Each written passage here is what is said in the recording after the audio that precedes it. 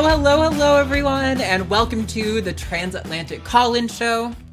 This is the place where you get to call in and ask any and all of your questions about trans-related issues to trans people. So we are so ready, and we are happy to talk to you guys about all your questions, whether you are a ally who maybe has an awkward thing you don't want to ask your family member, or maybe you think that trans healthcare for minors is totally bogus. Yeah, I see you on the line. We'd be happy to talk to you and go through all those arguments. So I am your host today, Arden Hart, and with me is a very special guest. I'm so glad we could get them back on. Kara. Hey, I am so glad to be here. I am excited that we were able to make it work out as well, and I have been looking forward to this all week. So thank you for having me. Yeah, we're so glad. So Kara does work with RFR, and we were supposed to have them on back, what was it, like 3 weeks ago now, before the big Yes. fundraiser. But Yes. there was a little mishap, and so we wanted to make sure we were scheduled Yeah. because Kara does have great things to say and to inspire for the show, and they bring, the perspective of being non-binary, which our hosts, as we're reminded often by our audience, we don't necessarily always represent the entirety of the trans community super well, being all binary trans people as hosts. So it's nice to bring that perspective in and kind of like I just add that voice and that experience to the calls and answers that like we can't give. So I hope you guys are all really excited. And yeah, so what's been up with you? How's your week going? What's up? Oh, it's going great. Yeah, I am glad to be here. Finally, we got some rain here where I am that washed away all of the wildfire smoke that has been blanketing the area lately. So Oh that yeah. has been nice. I don't know if you've been getting that where you live, but it's a lot. We have not been getting the wildfire smoke. We do have insane, like unprecedented heat, but Oh, yeah. such is Yeah, you're everyone's life right now. Yeah, I think y'all are particularly getting it down there. My mom lives in Texas and has been Mm, telling me every day, well, I had to wait until after dark to go outside for a walk. It's still 105. I'm like, yeah. good luck with that. Oh my God. Ugh. It really is like that. I didn't go outside until later in the day yesterday. And Matt was like, "Oh, it's like feels like 109 out." It says like the thermometer right now, and I'm like, "Well, I'm glad I didn't go outside to even know that." Like I've always been a little bit more of an indoor cat to begin with, but I'm gonna keep it that way while we're living through this Texas heat. I love it, an indoor cat. Yeah, that's me. There's an That's occasional hilarious. outside venture I can handle, but for the most part, AC is my friend. That's awesome. Yeah, that is rough for me. I'm more of an outside dog myself, so Yeah, I fair. get out there and roll around in dirt. Nice. Here on this show, we always love to cover polls to ask our audience questions about relevant trans topics and things going on in the world relating to trans news. So we're going to bring up last week's poll, which read, "Who should decide the appropriate care for trans people?" And your options were doctors or the government. And I am pleased to see 98% said doctors and 2% said the government. Um, yeah, so Interesting. there was some controversy over this poll, and rightly so, because I think trans people have all, to some extent or another, experienced a doctor who is maybe not as informed as they should be, and this notion of having them gatekeeping every aspect of transness, I definitely agree is controversial. However, when we're talking about expert medical consensus delivering the care, I definitely am always going to default to what the experts say and what the evidence leads to, not what governments want, or, when they bring in a very emotionally appealing story of an individual detransitioner or a, dentist who feels like he can qualify as a specialist on this topic. I feel like we should universally condemn that as a sham, and we should rely on the expert consensus. But did you have any thoughts or feelings Yes. on this?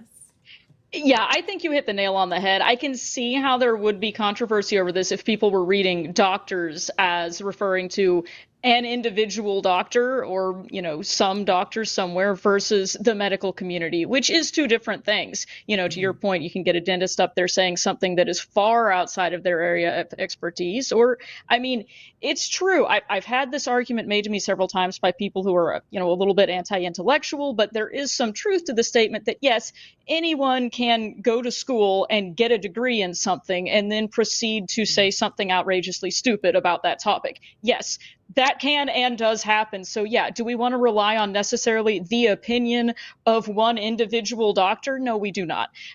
Mistakes can be made, but that's the point of having a scientific community that is reviewing statements and publications that are being made by individual contributors. And we're not going off of what a doctor said. That's not good enough. We're going off of what is the consensus of the medical community. What does the medical association pertaining to this issue have to say about this? And is it possible that we might find out additional information later, or there was a mistake here or a mistake there? Yeah, sure. That's what science is. We're always learning new things using the scientific method. But the point is, this is the best information that we have available right now. It's not perfect. We're going to add to it later on, but this is the best we have now. So why would we go off of something different than that?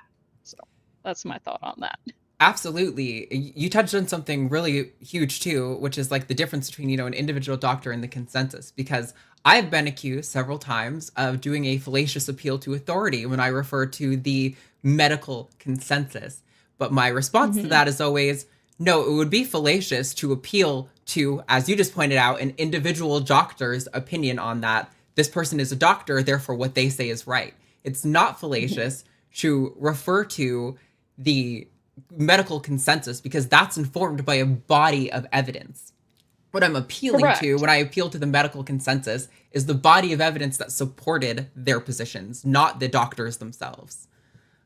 Correct. Yes. This is the summary of the best, most recent current research that we have available. I can't imagine where you would go other than that for more up-to-date, more current, more correct, to the best of our ability to know it, information on a topic, that is relevant to that scientific community. Obviously, yes, would it be some kind of appeal to an inappropriate authority if you're asking, the medical community about, I don't know, the best techniques for growing your lawn better during a heat wave? Okay, sure. Maybe those aren't the people to ask about that, but that's not what we're doing. Right. You're going to the appropriate community that is doing the research and the study on the topic you're interested in. That's the best we can do. If somebody knows of a better way to do it, by all means, let me know. But if it's going to be, I read an ancient book that doesn't like this thing, I'm going to have issues with that.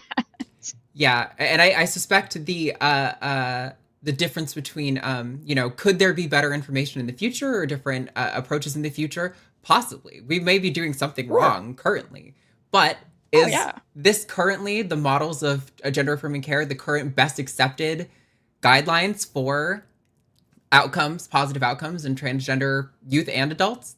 Yes, that is where we're at currently. And I always want better evidence, but currently the evidence seems to support transition care across the board. Right. And if somebody wants to say that, well, no, that's not true, that's going against the science, which we hear a lot, great.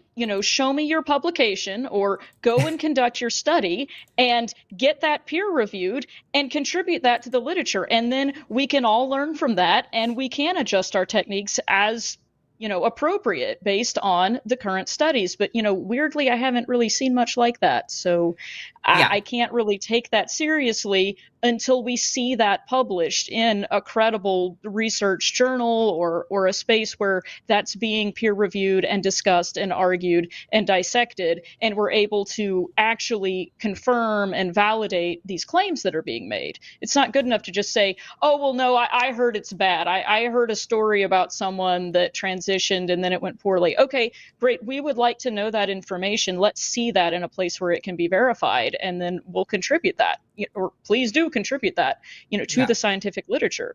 That's great. That's how we learn. So by all means, bring all the critiques you can think of, but they're going to need to be refereed by the relevant community of scientific professionals who are well versed in this topic. This isn't something that, I saw it on Facebook, so that trumps, what the American Medical Association said. Right. Now Yeah, it no, doesn't. I agree completely. Yeah, so that was last week's poll. And if you missed that and you want to get involved with the community polls, this week's poll, our topic is, do trans kids deserve a right to privacy? And your answers are yes and no. So if you don't know, this poll is sort of being informed by the Virginia laws that I don't know if they just went into effect. I think they were like battling them in court, and they might have just gotten cleared where these laws are going to go into effect. I'm not sure the exact state of them, but essentially the notion is they're similar to the laws we've seen in many other states where government boards are proposed, or bodies are proposing, that it is going to be the school's duty to inform parents of discussions of gender identity taking place with regard to their children. So if a child comes out to a school counselor, for example, and says, hey, I think I might be trans, it will now be law for those people to inform their parents of this fact, which the trans community has universally condemned, because the risk of abuse and homelessness in the trans community, the trans youth, is already higher than it is with our cis peers. And this seems to just exponentially magnify that risk to me. But I don't know. What are you thinking? Yeah, I agree with that. And I think you, again, have hit the nail right on the head. This is a debate about risk and safety to kids, but it really, I think, reveals kind of the narrative that's going on behind the scenes for the people who are opposed to trans healthcare for kids, and in many cases, I think in probably most cases for adults too. And the question here is, well, what is dangerous for kids? Is it being trans and being allowed to be your true self in public, or is it the abuse that you're going to receive from people who are bigots? And obviously, I'm going to come down on the side of the second one is the bigger risk. And it's really interesting because I think about, I'm not a therapist, but I have a lot of friends who are therapists, which is not the preface to let me give you advice about therapy, Sure. by the way. I realized how that sounded. But what I was going to say is I have had conversations with some of my friends who are therapists who have talked about how the rules are around what you can and can't say about patients. Where does the right to privacy start and end with patients who are minors? And, I've had them describe scenarios where it's difficult to say, this kid told me about a behavior that they were doing. Well, is this something that they have a right to expect I'm going to keep private between us, or is it something that poses such a risk to them that I have to report it to their parents? And, things can be kind of in a gray area there. And, you have to weigh the risk of, well, if the child knows that I'm going to reveal everything they tell me to their parents, they're not going to be able to actually receive therapy or healthcare because they're not going to be comfortable telling me anything. And at the same time, I can't sit on information that is putting someone actively at risk. And clearly this law in Virginia, I don't know what the legal situation is in Virginia. It seems like this law is trying to play off of this and say, being trans is something that is so dangerous to a child that it must be reported to their parents because now they're at risk of something happening. And that seems to be the narrative we're hearing, which is disturbing to me that, existing in the world as yourself is being considered some kind of threat to yourself. That is nonsensical to me. But I understand people, well, I have knowledge that I do not understand, but I am aware that people do consider that to be a risk. Oh no, kids are going to maybe they're going to seek healthcare that is gender affirming, and I consider this a risk to their body or whatever, and that's what they're trying to stop. But I feel like you just have to be willfully ignoring the fact that there are so many actual real dangers and threats to the health and safety of trans kids if they're being abused, if they're being bullied, if they're being forced to pretend to be someone that they're not. That's what the risk is. So this is silly to me, but they didn't ask me for some reason. I don't know why. Yeah. And I mean, also, I think it's important to note that I think if you asked any trans activists, Would we prefer that parents are on board with every step of a kid's Yeah. transition? 100%. I would love for every kid to be interfacing with their parents and their doctor throughout every step of transition. But the fact is that, as you pointed out, this is a safety risk to trans kids, probably greater Hmm. than the safety risk of allowing them to have that barrier of privacy like other kids are going to have with Yeah. every kid keeps secrets from their parents, mind you. I kept Right. so many secrets from my parents growing up as a young trans kid. And interestingly enough, being trans wasn't one of the secrets I kept, but I kept plenty of secrets, and kids are, I think, entitled to come out on their terms and not when Hmm. a government body decides is right for them.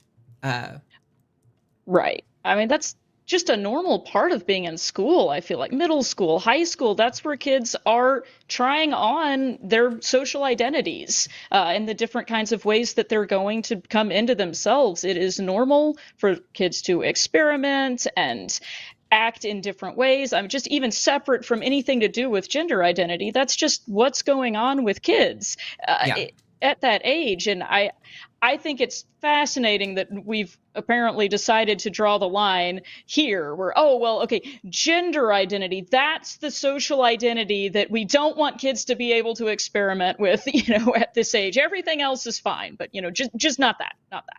right.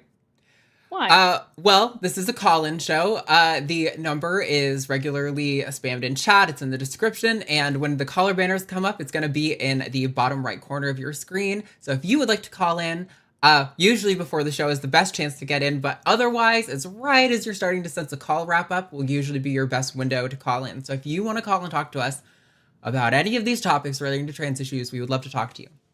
But we've got some lines full and some interesting callers. So first, we're going to talk to Hard in India. Wow, that caller banner's wrong. I could swear I changed that, but you're on the line, Hard. How are you? Yeah, I'm good. It's 12:47 in the morning, but yeah, Oh my it's goodness. worth it. Like the other day, I was on the call with Forrest and Roxana, and you said that like you might be able to answer this question. So my Yeah. question was essentially like, what is the evidence that like such a thing as gender identity exists, and if it exists, why does it matter? In the sense that like if someone has a gender identity of suppose say a man, then how does this make them a man? And I like before like we get this answer, just I'll just put this out there. Trans people should be treated like human beings. Just be nice to them. Don't be a douchebag. I'll just put that out right here, okay? Sure. I appreciate that. Uh, so I think there's a few different arguments you can go for like how we determine that gender identity exists. I think one of the stronger arguments that I find compelling are arguments with regard to like the absolute inefficacy of conversion therapy. So, conversion therapy has been shown to not be effective at all at changing someone's identity, and usually, not only do they remain trans, but they just carry with them immense trauma associated with themselves as a result of that conversion therapy. This is similar to what you see with like sexuality and handedness. Like they might learn to behave in a way that comports with what society wants from them, but that doesn't mean that the trans identity went away. Uh, and Yeah, but like, similarly, in a similar vein, there are examples from like the mid 20th century where kids were born intersex and they were surgically altered at birth under the notion that if gender was completely socially constructed, uh, by giving this child one set of genitals and raising them as like a girl, for example, they should just grow up assuming they're a girl and living the life of a girl. But in the case of I forget the patient's name, I think it was like David Money or something yeah, it's like that. David Reimer. David Reiner. I do Right. know it's a very tragic case. Right, Yeah, Thomas. it's tragic, but it's also a great example of how, regardless of the social influences, he had a durable psychological construct that informed him of something about his identity that was like interfacing with his sex and biology in some capacity and his social role as a man or woman. Um, Yeah. Okay, so Arden. So here's the thing, right? I usually don't call him like. Here's the thing. I'm currently in high school, and plan to apply for like evolution and biology. So like I prefer to have like, if you're gonna make a concept and you're gonna present it to me with the intention of trying to prove that it. Oh, did we lose him? Yeah, I think. Oh no, Hart dropped altogether. Oh no. I'm so sorry. Sometimes the web call is a little buggy.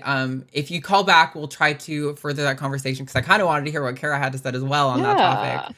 Did you have any Yeah, rant for a little bit if you have thoughts. I did. Yeah, I kind of wanted to answer that, and maybe Hart will call back. I was wondering when he first posed the question, if we could talk a little bit about just the idea of a social construct in general. I kind of sounded to me like maybe that was where his question was going. Like, how do you know this is a real thing? You know, what is real about it? And this is something I talk about a lot when I'm discussing from a social science perspective about gender, which is gender is one of those concepts that's very important to our social interactions that is considered to be a social construct. And what that means is that it's an idea, it's a concept that exists because humans, through our interactions and communications with one another, have decided that it exists. We all act as though it exists, but it's not necessarily a physical entity that's out in the world, right?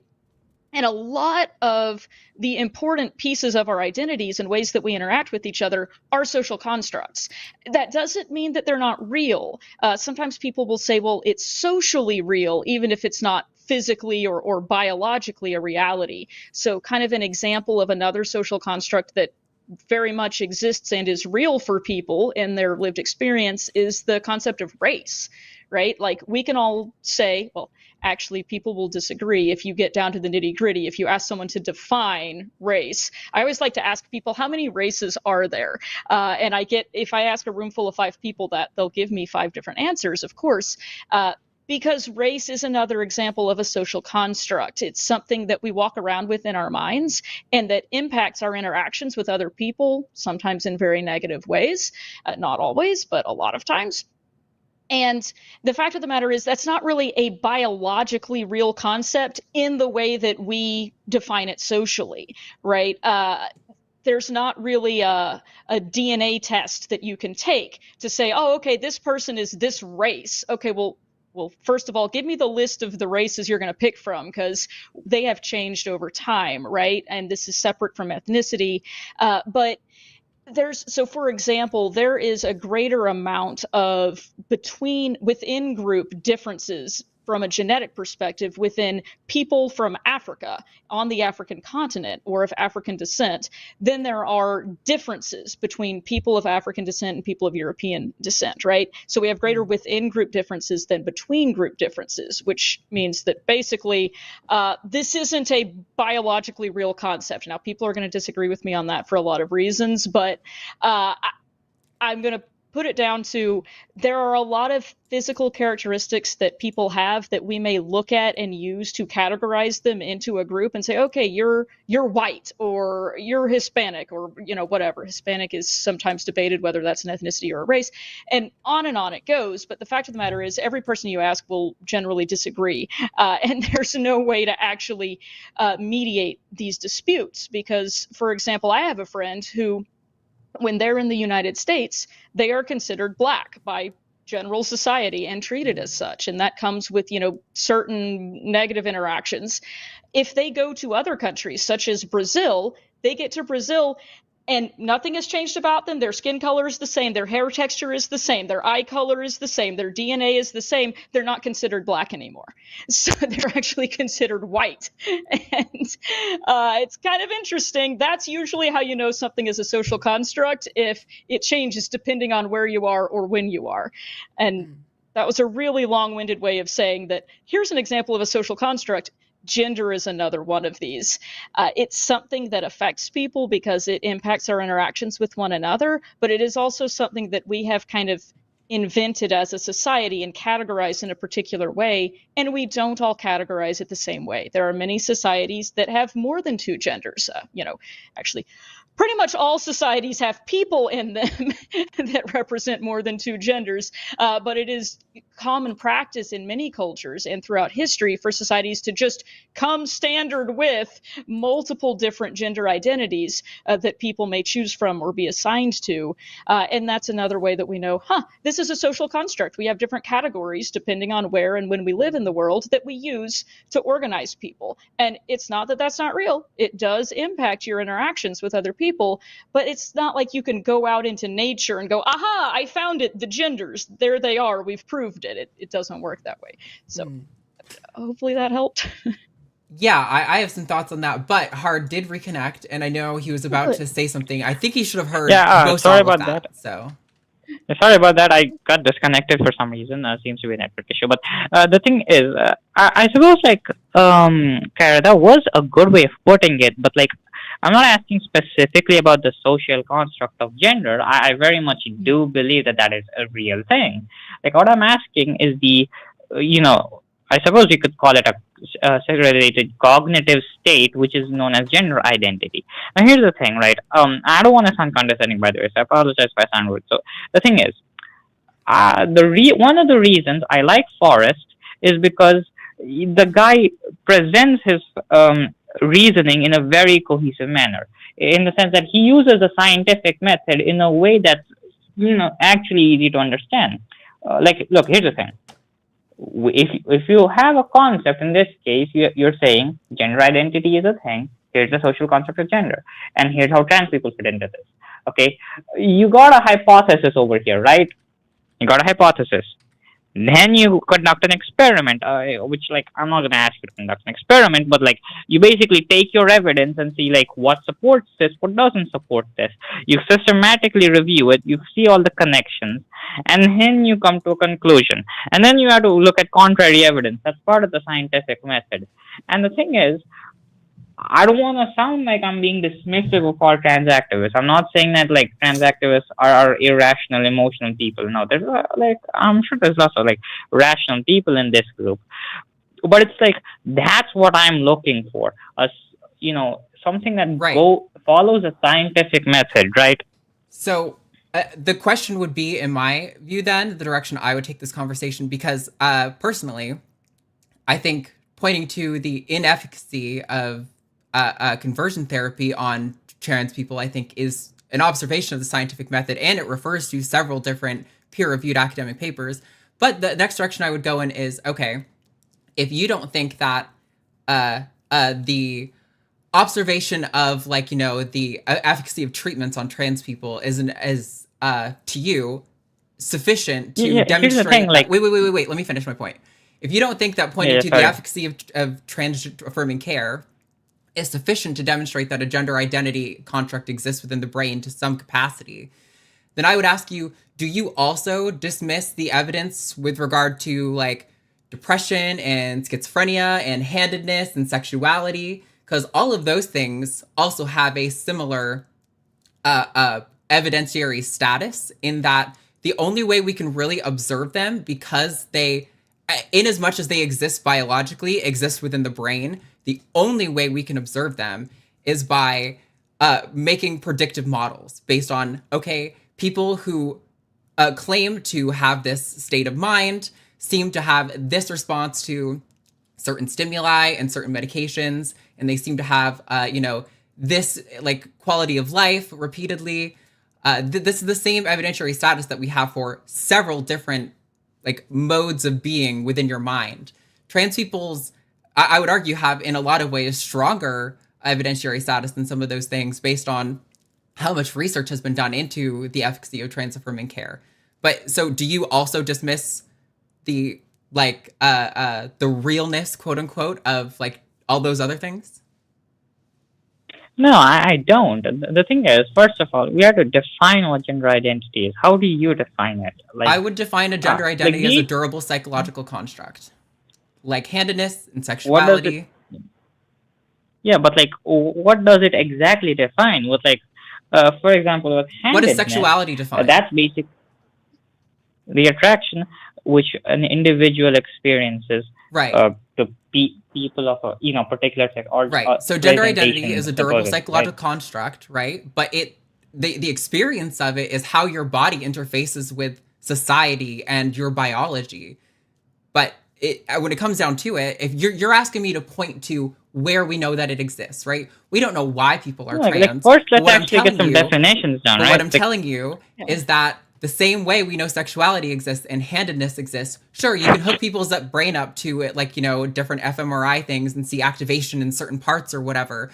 But really, that's not, I think we would both agree, that's not sufficient to show, like, where sex is in the brain or where sexuality or handedness is in the brain. It's a lot more complex than that. So really, all we can do is acknowledge that there is some phenomenon happening, experiencing gender identity differently than most people do, and observe what sort of predictive models we can make of it. If we can make predictions based on models of gender identity, then it's likely that it is some sort of construct that exists. And we have done that. Yeah, okay, so let's actually go through the scientific method right now. We made an observation that there's some people who have some sort of psychological state that is, causing them distress. And this seems to be related to certain anatomical characteristics. That's our observation. Do you agree with me on this? I think it's more complex than that, but I think for the sake of argument, we can say that's sufficient for now. I would say that, Okay, let me jump then in. I would say that is an observation that someone might make. I would say that may or may not be an observation that fully captures every experience of a trans person, but that is Yeah, one way absolutely. of describing an observation. Yes, yeah, certainly. Yeah. Okay, the next step is the hypothesis stage.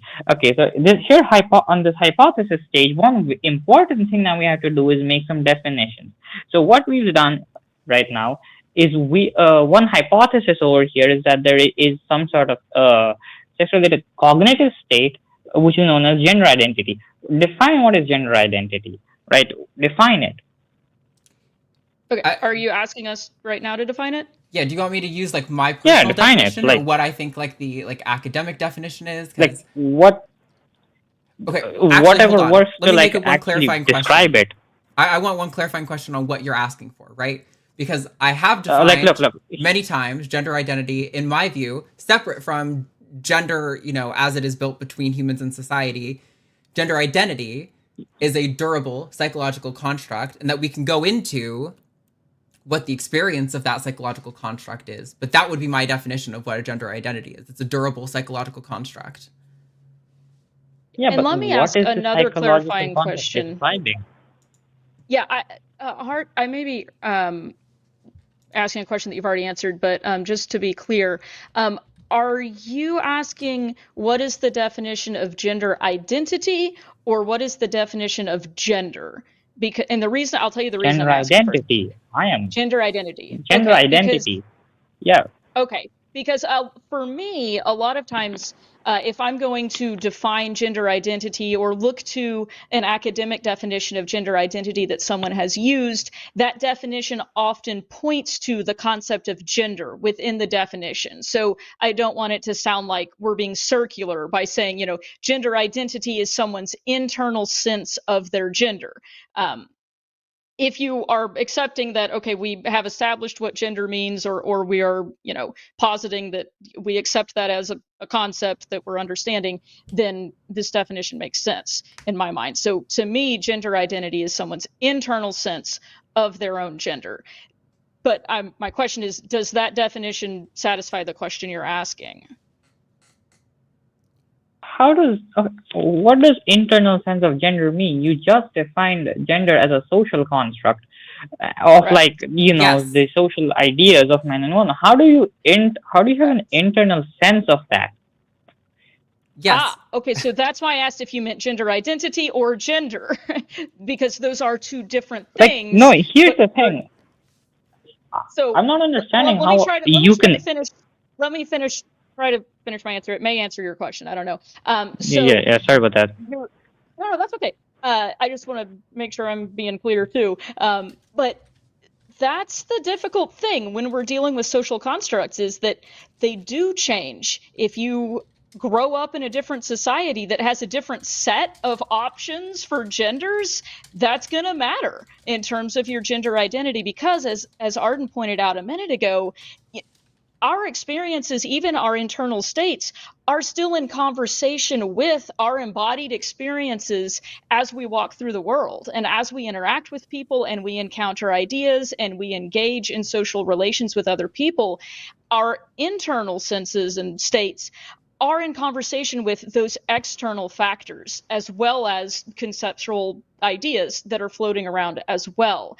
And so what is meant by gender does matter, or how someone understands what gender is or what the options are or what that concept even encompasses will matter to what we mean by someone's gender identity. So it's important. Yes, it is a social construct, and yes, it is squishy, and no, there's not one single definition. So that's part of what makes this difficult to pin down. And I'll just add one more comment to that too, which is that within the social sciences, we do run into this problem a lot with, as we're going through the scientific method, it is not always ethical to do the kind of experimentation that you might see in a lab if we're studying, say, bacteria, which is, I think, where we're going with this scientific method. I'm very well aware of this. We're talking about real human lives here. Yeah, and I know you mentioned that earlier, so I know you understand. But does that answer it at all? Okay, we got that information over here, but we're still left with providing a definition of gender identity. Look, I'll just give an example right here. Please. We have provided definitions multiple times. It feels like at this point, I want you to lodge a specific objection to the definitions we provided before you just move on. Okay, so one is that they're not very clear in the sense of what is it defining. For example, I want a specific objection. It's very vague. It's a bit vague. I don't think it was vague, though. I think it was actually incredibly specific. To say it's a durable psychological construct regarding how somebody feels about a deeply and held belief about your gender, and then we defined gender as this cascading clump of concepts that are built by societies about the roles of men and women. I think we provided a pretty thorough definition, to be quite honest. So I really don't understand what your objection is. Now that's a good answer. Okay, thank you for that. But but I'm confused. But that's the exact answer we've given. So I didn't change anything. Yeah, I have certain issues with communication, so sorry. Sometimes it takes me time to pick up on things, so sorry about that. That's fine. I'm the same way. I get it. Yeah. So the next step of the scientific method is that now that we provide a definition and have a hypothesis, let's review the evidence that supports it or does not support it. So this is the thing. This is what I want you to do, because I have read about this, but I'm genuinely confused as to what the literature actually means, because there's a lot of opposing sides and explanations over here. I don't know which one to believe over here. In the scientific community, almost every major medical organization within the United States has a stated position in support of the affirmation of the evidentiary status of gender affirming care. Why? Evidence for trans people, much like with depression, right? So there are theories. I'm going to use a little analogy, brief detour, but I promise it's connecting. When people were trying to discover what depression was, the whole people have heard the chemical imbalance in the brain thing, right? That didn't actually come from an observation. What happened was people gave somebody medicine that they knew increased dopamine levels in their brain. And so they made the assumption, okay, so depression must be the result of a chemical imbalance in the brain that is fixed by these medications, right? But this isn't actually something that we actually really have good reason to believe. There could be numerous reasons that people have depression, but for some reason, the medication works. So when we talk about the model that we have for depression, all that we have is that we know this is a phenomenon that seems to happen in humans, and that we have several predictive models that can correctly identify exactly what someone's type of depression is. Do they have bipolar type 2, or do they have major depressive disorder? Maybe they have cyclothymic disorder. And they can make predictive treatment models based on that. That's how accurate even though we can't point to exactly what in the brain depression is, we are able to, from, I can't remember if it's deductive or inductive reasoning there. I always get those two mixed up. But through whichever one of them is the one that applies there, we're able to say, okay, well, although we can't point to exactly what depression is or where it exists in the brain, all of these predictive models seem to suggest that this phenomenon is existing somewhere and that we can make treatment models based on that. Whether or not the reality is maybe slightly different from those models doesn't actually matter in terms of what kind of treatment those people need, how society interacts with them, whether that should be the label that they have on, their insurance code. And for trans people, it's very similar, where we don't have really hard evidence because it's a psychological thing. It's happening in the brain. You're never going to, as Kara pointed out, it's probably unethical to do the kind of research that would get you that sort of information. But what we can do is say, okay, of the people who claim to be transgender, what sort of predictive models can we make based on that? And if those people fall in line with those predictive models, then it's probably the case that we are accurately observing an identifiable single phenomenon. And that is what the evidence seems to have done. The treatment for gender-affirming care is so effective that in the largest study of trans people ever, it was like 30,000 participants, and they're doing the updated version of that study coming out soon. The Jack Turban one? The what? The one by Jack Turban. I don't know who Jack Turban is. So perhaps he conducted like the one about 21,000 participants. Basically, like it showed like suicide rates for people who went on puberty blockers goes down from like 50% to like 4%, which I suppose that is convincing. Yeah, well, that's just one aspect of it, but there are so many other things that the data shows. The data shows that having supportive family, a supportive employer, supportive community leaders like church leaders also drastically improves your sense of well-being and depressive and suicidal symptoms. Access to gender-affirming care, to documents that represent who you are, like getting female on my birth certificate, those kind of things massively influence the well-being of trans people. And that's all right in line with the predictive models we have. Like, they're stronger predictive models than the ones we have for depression and schizophrenia and all those sorts of things. But for some reason, people don't call in to debate those things. They call in to debate trans issues. And I have to ask why, because I don't get me wrong, I understand where your skepticism is coming from, and I appreciate that you want to go about identifying this in the scientific way, because I'm the same. I actually had a hard time accepting myself because I'm built like you, and I needed the evidence. But the evidence overwhelmingly points in the direction that trans people, transgender identities, is a phenomenon that almost certainly exists, even if it's not exactly the model that we currently use. I'm so looking forward to science to improving and refining this research on trans people and giving us more accurate models. But the models seem to say that this is a thing that exists and that this is the subsequent care and the predictions that we can make based on that. I mean, and that's about as good as you're ever going to get when it comes to a psychological thing that exists within someone's brain that you can't pull out into the physical world. Yeah. I think that's a great description. And Hart, I want to leave you with some references as well, because I'm like you too. Like, I want to know that I'm not saying something that's completely made up. Like, I really do. And so it's important to me to see the sources cited. Like, how do I know this is not something that someone invented on Twitter and now I'm running around repeating it? Like, I am with you 100%. Yeah, you don't want to be Ken Ham, you know? Yeah, absolutely. You don't want to be like the aunties who spam Ken Ham. Yeah, I agree. Yeah, 100%. So I'll tell you about a couple of resources that I have found useful, and you can check these and see if maybe some of these tick the boxes that you're looking for in terms of providing the empirical evidence for what we're discussing. And so a few of them are, my background is in the social sciences, so I kind of lean more towards that. But I want to first refer you to the American Medical Association and the American Psychological Association. They have both published. Yes, they've both published documents that they have given to government agencies in support of, care for transgender people, but also one that I was just looking up just now. If you Google this, it'll probably come right up. It's answers to your questions about transgender people, gender identity, and gender expression. And it's a document by the American Psychological Association.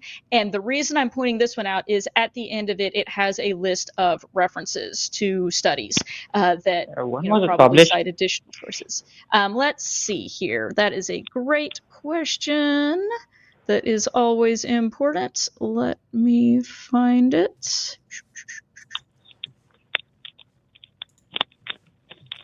Sorry, I'm looking on my computer here. Yeah, it's okay. Oh, Yeah, also just like one more thing, like before I go, can I like just go like quickly like speed run the whole like scientific method thing with like this whole discussion we've had summarizing? Can I just do that Yeah, go before for I it. go? Yes, but before you do, can I give you a couple of other resources to check out if you would like to? Yeah, go, definitely. Yeah, definitely. That Okay, would be yeah. great. Sure. Okay. Another resource that I really find useful is Oxford Bibliographies. I don't know if you have checked this source before. This is a great I have it resource. behind a paywall usually though. Yes, it is. Oh, sorry. but- Continue. Yeah, no, that's a great point. But you can usually get the summaries at least, and I have pulled up a couple right here that point you to the references and the major contributions in the area that you can then try to go find at a library. So oxfordbibliographies.com, and I'm an anthropologist by training, so I'm always in the anthropology section of that. But that's the anthropology section has instances of these bibliographies on both gender and transgender studies, which list the key scientific contributions in this area that you can look up. The sources are listed and the rates of each of them. And those two are not behind a paywall. You can at least see the summaries and the list of sources. And then another book that I absolutely love, I recommend it to everybody. It's by a physical or biological anthropologist named Agustin Fuentes. And he has written a book called Race, Monogamy, and Other Lies They Told You. And the title doesn't tell you this, but there's also a chapter on gender in there where he kind of explains what this is, what it means, and how we have come to define it the way we have and how people experience it. So that's another book you can find. It's written for a popular audience, but it is by an academic researcher who studies on this topic and who also has scientific publications on the issue. He has another article about sex is not binary that you can find online too, not behind a paywall. I read that. I actually read it. Oh, awesome. Okay, great. Yeah, so I'm done spouting resources and book recommendations for the moment. Go ahead. Yeah, if you want to put a cap on it, Hard, and then we'll let you go. So, so like the observation that we made over here is that some people are experiencing distress over a certain characteristic that they have. This is simplified, as you said, but like let's go with this for the sake of the argument. Okay, so that's our observation. Some people are experiencing distress over certain anatomical characteristics. Our hypothesis over here is that there's some sort of cognitive state related to like development that everyone has, but for these people it's in conflict with their anatomical development. The evidence over here that supports this is basically that, essentially speaking, it's immutable. You can't change it. Like we've tried to get these people to accept like quote unquote their bodies as they were born as. That doesn't work. That makes things worse. And like when you do the opposite, you kind of just let them get the bodies that they want. You treat them like human beings. You affirm their identities. That helps them, right? So basically, like this is basically a run over here. I'm sure we have kept like the contrary evidence stuff, but there are others over here. So like I'll do that next time, right? Or I'll do that on my own, whatever works. Yeah, or you could call back another time, because I would be interested in exploring the contrary evidence, because I've only known of about 3 or 4 studies that get cited regularly, and I know off the top of my head how to debunk literally all of them, because they just come up so often. But either way, I would love to explore that with you. But yes, we do have other callers in line. We'd love to get you. So thank you, Hart, for calling in. We really appreciate the conversation. Yeah, thank you very much, Arden and Q. Cool. Have a nice day. You as well. Bye. You too. All right. So we do have another call in line. We have some lines open as well. So if you're in the audience and you are, feeling some kind of way, you want to call in and tell us what you're thinking with all these things, we would love to talk to you. But first, I have a few announcements to do. So while Transatlantic is objectively the best show on the line, the other shows kind of suck, to be honest. I'm obligated to tell you about them. So let me run through this little list. Coming up this Sunday at 2 p.m. is Central Time is going to be Jimmy and Matt on the Sunday show. John Gleason will be hosting Skeptalk on Monday at 6 with a very special guest. We've got Tuesday on Dying Out Loud with Dave Warnock. We have special guest Andrew Seidel, which that's really exciting. Then on the Hang Up at 6 o'clock next Thursday again with Matt Dillahunty. We have not settled on who the guest is yet. I think we've talked to Eve Was Framed, but she hasn't confirmed, so I don't want to put her under the bus, but maybe I'll put her under the bus a little bit. Love you. Now she's got to confirm. Yeah, now she's got to confirm. Then next Thursday, right here back on Takis, we're going to be doing the show at 5 p.m. Central Time next week, which is not normal because Dr. Ben is a real doctor now, and he needs us to be a little bit more flexible with his schedule. So it's going to be myself and Dr. Ben here back again next week. So that is the week of shows. Don't forget, you can support us by subscribing to our Patreon. It is the best way to support the line. If we get to 700 or 750 or something like that, patrons, Matt will get the cat tattoo done. And if we get to, I think it's 1,000, we're going to have the funds necessary for LineCon. So please support us. We have so many amazing things we want to provide to the community, and we need your support to do that. So we really appreciate that. But with that, we've got callers on the line.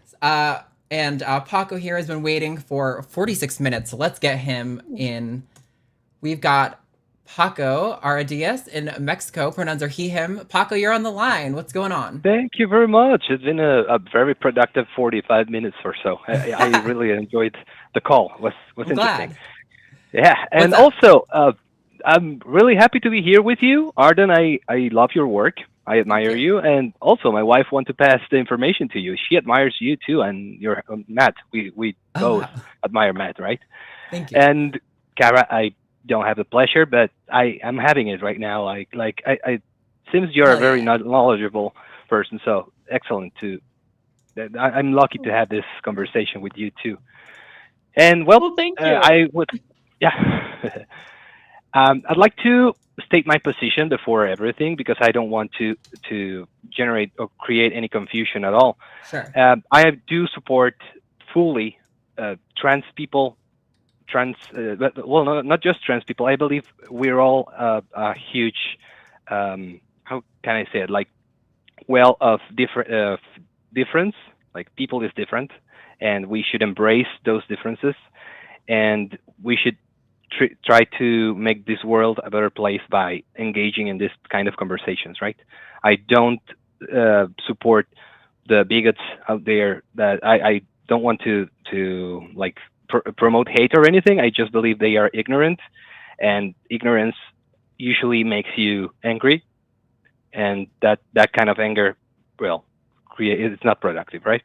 So my position is I really do support transgender people. I do support the treatment. I do believe we should provide care, free health care for them, because even though it's a minority, it's a very important minority. We are 8 billion people right now, right? And so even if it's just 2 or 3%, it's we're talking about millions that are going through this, and it's hard. I can't really imagine how hard it must be, right? So I do believe it's important. Oh, but there is this thing. I want to avoid my confirmation bias and only be fed the information I agree with, right? I do agree with gender affirming care. Is that how it's called? That's how we say it. Yeah, in the States at least. Spanish is the first language, so English for me it's harder than just using Spanish, right? So I'm trying doing amazing, honestly, so far. You're doing awesome. Yeah, thank you. So if we were doing this in Spanish, I would not get far. Yeah.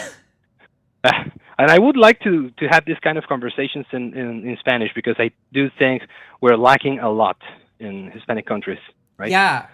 We're lagging behind.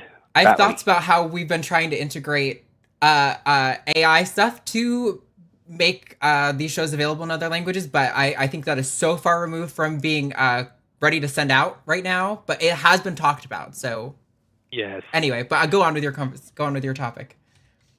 Okay. Let's see, I don't want to take a lot of your time, but yes. So my concerns, first of all, the reason I'm calling you specifically is because I've seen that you have experience, that you have the resources to share to clear out some of the confusion that I might have or people might have in general regarding Yeah. this topic. And I also have researched information against doing this confirming like gender affirming therapy or care for children because I want to know what's on the other side, right? Sure. I have seen that for the United States specifically, the evidence is taking as overwhelmingly confirming that we should do gender affirming care for children. However, I've seen also that for Europe, for instance, that's not the case. Like there are a lot of scientific papers cautioning. It's not like we're not talking about a binary issue here. Like, oh, do it or don't do it. It's like, okay, how far should we go? How should we approach this issue? Because it's a real issue. We have children. I don't know if I've never heard your personal experience, Arden, but I think for what I've heard, you were struggling with this when you were a child, right? And some Yeah. other people have lived through that when they were children, like they were very, very young. So that's a reality that we cannot argue against. That happens. That's real. But also, I have in front of me some articles where they try to see. They did a follow-up study with children that presented this gender dysphoria, and only between 2 and 20% of them really the gender dysphoria persisted over a period of time, right? Right. More between 70 and or between 60 and 80% did change their perception of themselves with time. And this is just one study, but there are other studies when that's not so prevalent. That's not that hard. It's like only 10 to 20%. So that's a huge gap, right? Yeah, so I'm pretty sure I know what paper you're referring to. That's the one that took place in Canada, correct? No, this one is in Germany actually. Oh no. This is the Journal of Adolescent Health. Yeah. So I'm pretty sure I remember this paper. The data was gathered from a clinic in Canada because at the time it was the only gender clinic in the entirety of Canada. And basically, it found what you said, that, only about 5 to 20% of people persisted with gender dysphoria. But when you actually look at the paper, how they were operationally defining a trans youth in that paper was very problematic. And for people who don't know, an operational definition is essentially the way that an author of an academic paper is going to use a certain concept for the duration of a paper. So it's not saying that this is necessarily what this word means. It's just saying for this paper, this is what we mean by it.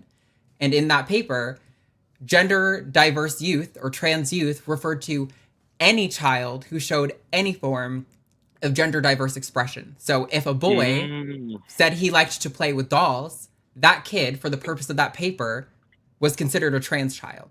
So when you factor in the problem with how they were operationally defining the trans youth in that paper, it becomes very obvious why most trans kids would not persist with their gender dysphoria, because they weren't trans kids to begin with. They were kids who were accidentally perhaps interested in the wrong toy for the duration of that while that study was being conducted, and were unfortunately categorized a certain kind of way in the paper.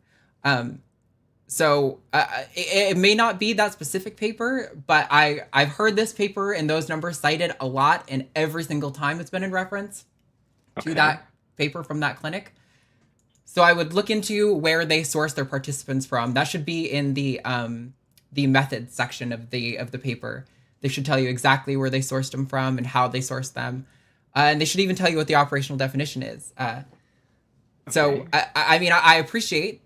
Again, it's good to look for all the information. And like I said with the last caller, I've been doing this long enough that I've heard this paper cited so many times, and and that I would agree. Most people tend to what is it called? It's like regression to the mean or something like that. I think most people, as they get older, are going to regress towards the simple stereotypes that they know to tell them how I should interact in my relationships in the day-to-day life. That's true for most people, yeah. But most people aren't trans. So it's not surprising to me that most of the people in this study ended up not being trans because they weren't trans to begin with.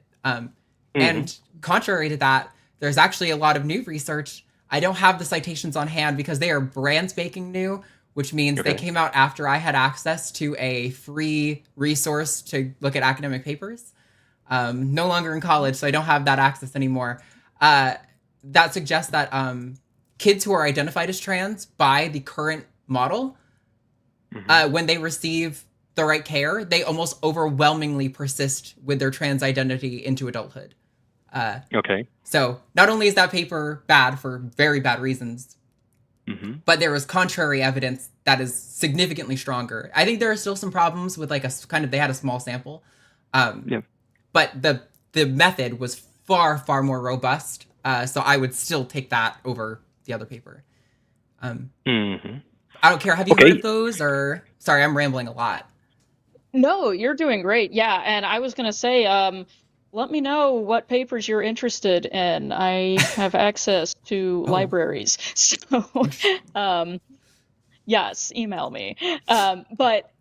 Yes, I think you hit on a really good point, which I have seen happen a lot in these kind of papers, which is a problem, less of a, well, okay, it's both, but we have changed the way we define or operationalize these terms a lot. And I think that's where a lot of the difficulty comes in, especially not just within the papers themselves, but when we start talking about it in public, and people who just lay people out in the world have a certain idea in their head about what transgender people are, will hear a study, and their idea in their head of what it means to be trans may be completely unrelated to what is being discussed or studied in these papers. And I think we sometimes get just kind of runaway panic happening when people are actually just talking about two different things. And so this was an example of that happening, where I think it sounds like this paper was thinking of gender as a very binary kind of thing, where all of the things that have to do with the masculinity and boys and men are in this pile over here, and all of the things that have to do with femininity and women are in this pile over here, and everyone goes into one of these piles, and if you're in this pile you have all of these things, and if you're in this pile you have all of these things, and if they came across kids that didn't fit that expectation, they were getting lumped into the kids that might be trans category. But in reality, most people don't fit into those buckets. It's not a binary thing. It's a spectrum. It's a bimodal kind of spectrum where most people clump towards the ends and have a binary gender identity. But that doesn't mean that 100% of women have 100% of the traits that we consider feminine, and 100% of men have 100% of the traits that we consider masculine. And I think they just kind of didn't consider that so much in this instance, and that was where the confusion came in. So I think Arden explained it great. Yeah, sorry I ranted a lot. Did you have other studies or other points you wanted to look at, or? Yeah, there are other studies, for instance, that mention that 80% of the people that were, the children that were treated for gender affirming care, they also were neurodiverse before or prior to the therapy, right? So they were in the autistic spectrum. They were suffering from other clinical issues before going through that. And it doesn't mention if there are correlations, like are they presenting gender dysphoria because of the previous trauma or previous problem, or it was the previous problem was because of that gender dysphoria, you know? So I don't know this paper off the top of my head. However, I've heard this talking point a lot, and I fail to see the relevance of there being a correlation between autism and transgender identities. I have many, many, many friends who are autistic. Jimmy, who runs this entire channel, is very openly autistic. I've worked with autistic populations for a lot of my degree work after I got out of school, and they're perfectly capable of determining whether or not they are trans. I don't find it remarkable at all that there may be a correlation with people who are less inclined to absorb absent-mindedly society's expectations of them, to be more critical of the gender constructs they were handed. And I don't see any reason that we should be skeptical of an autistic person's self-identity. I think autistic people are perfectly capable of saying, nope, yep, I'm trans. That's just, it's not really a thing that autism inhibits in any meaningful way. Yeah, actually, what the paper was pointing to was that before treating the gender dysphoria, they should be treated for, or confirm that they were not trying to change their identity for the wrong reasons, right? So, like their point is that it's really hard. It's harder than we expect, and it's harder than anyone can predict to tell 100% if this is the right treatment for the child, for the children, right? Like you don't have, like the thing that really worries me, if I don't have children at this time, right? But if I do ever become a father, I'd like to be sure that if I ever had a trans kid, I'd like to be 100% or 90% sure at least that I'm doing the right thing for him or her, right? Like I don't want to fight the odds. I don't know how to say it. Like don't want to leave it to chance, and I want to really be sure that we know what we're doing here. Like I don't really know what they are doing, and I've heard people or I saw interviews of children that were being transitioned, and then they regretted that later, right? Like that's a reality. That's something that really happens. Yeah. Sorry, I've been talking a lot. I want Kara to be able to go, but I also have data on that and thoughts on that. Oh, great. Yeah, okay. I'll just go real quick then, and then we'll go to Arden's evidence. I think that you made a good point that a lot of this is about parents wanting to be sure that they're doing the right thing for their kids, and of course, I mean that's the right way to be thinking. Obviously, we want kids to be getting the best care and appropriate care and everything like that. And my question would be, if you were a parent, because I know you said you were just thinking about hypothetically, if you were a parent and you were considering any other kind of medical treatment for your child, whether it's getting, I don't know, treatment for pneumonia or treatment for a chronic condition that they have or anything, they have ADHD or whatever it is, where would you go to get advice on that, and how would you make your decision about what treatment to get? And it's a two-part question. That's the first part. The second part is, how is it different for trans care in your mind? Good question. First, I wouldn't compare it to pneumonia or something like that, but I would go, I'm autist, I'm on the spectrum as well. So I know that there are some treatments that can be for life or life-altering treatments, right? Like you can be given risperidone, like in my case. So if the psychiatrist was wrong about my diagnosis, I could have ended with problematic results, right? Like the unintended consequences. And if I had a child and it was diagnosed with ADHD, for instance, I would certainly want to be sure that I wouldn't go just with one psychiatrist. I would try to look for several professionals to really tell me what's going on with him or her. Like I want to be sure that I'm doing the right thing, right? Because I don't fully trust professionals. Like I trust them with it depends on the professional. It can range up from 80 to 90 or 70% trust, right? It's not 100 or 0. So I want to make sure that I do have certainty about that. And for me, it would be actually completely the same thing. Like if we're talking about neurodiverse kid or transgender kid, for me would be almost the same. I don't really see. Maybe I'm wrong with in this sense, but I don't see much of a difference. Sure. So I have a couple of thoughts. I mean, for one, all medicine is there's no such thing as medicine wherein you have a guarantee or absolute certainty that it's going to work. All medicine is a risk reward analysis, right?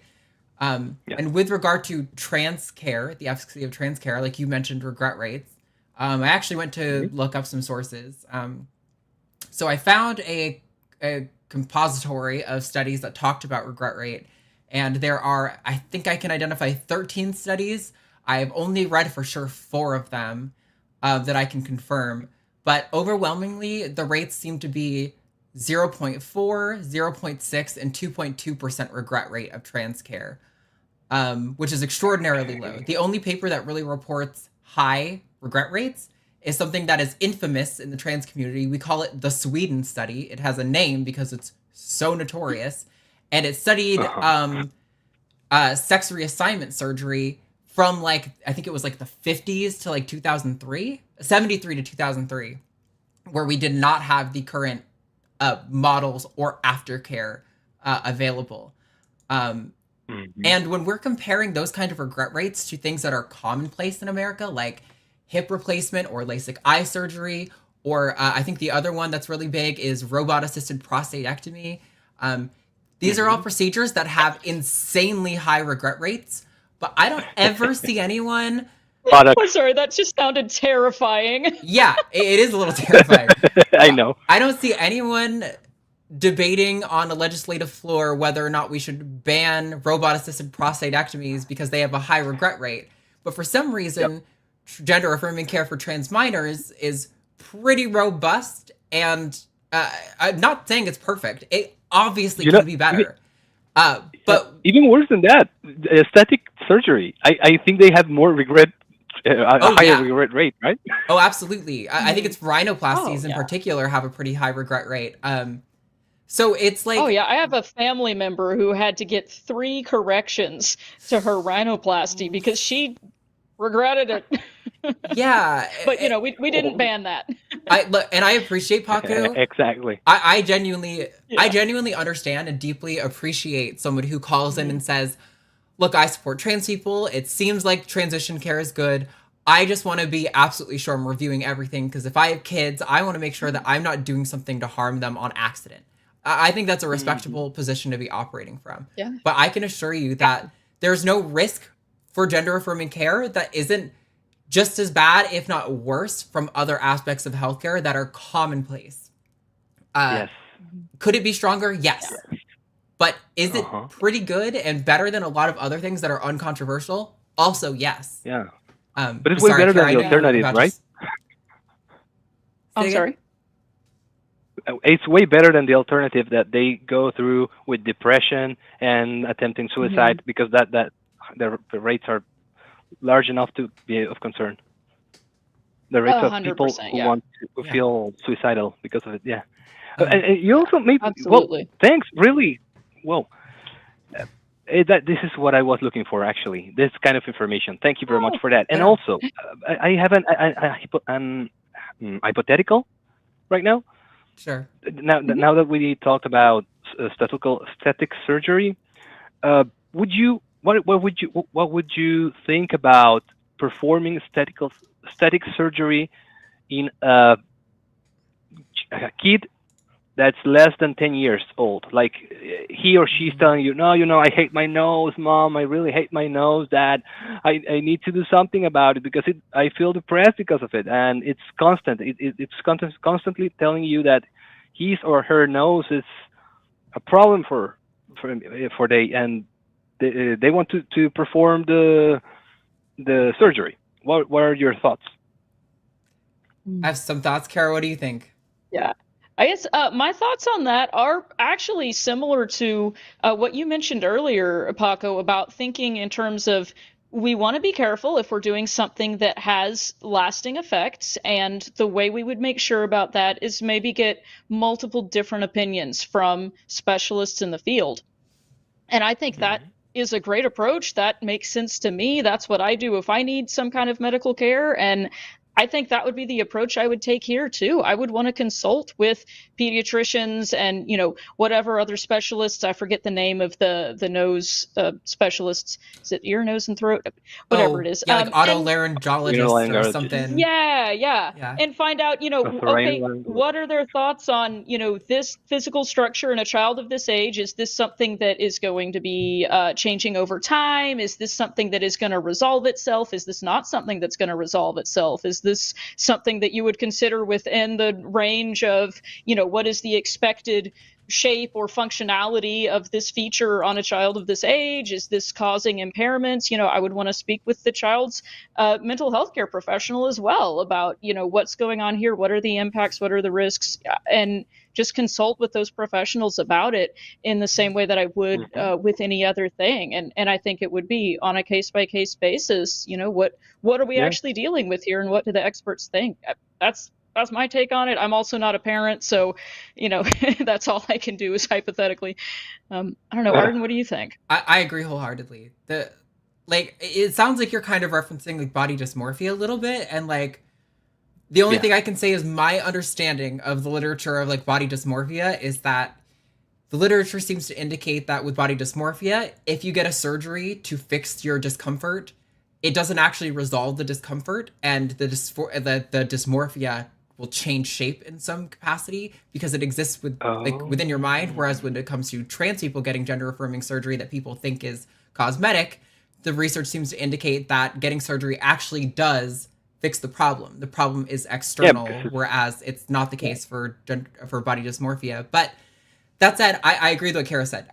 Consult the doctor, consult the experts. I would go with their position because they're going to know infinitely more than any of us. And if my kid was presenting with like some other thing that's atypical for children that I didn't understand, and if it wasn't one of these controversial social topics, I don't think any of us would spend a minute debating this in the public space. We would all trust your doctor, and we would all say, I don't get it. This is what the doctor says. He knows more than me, or she knows, or they know more than me. Like whatever.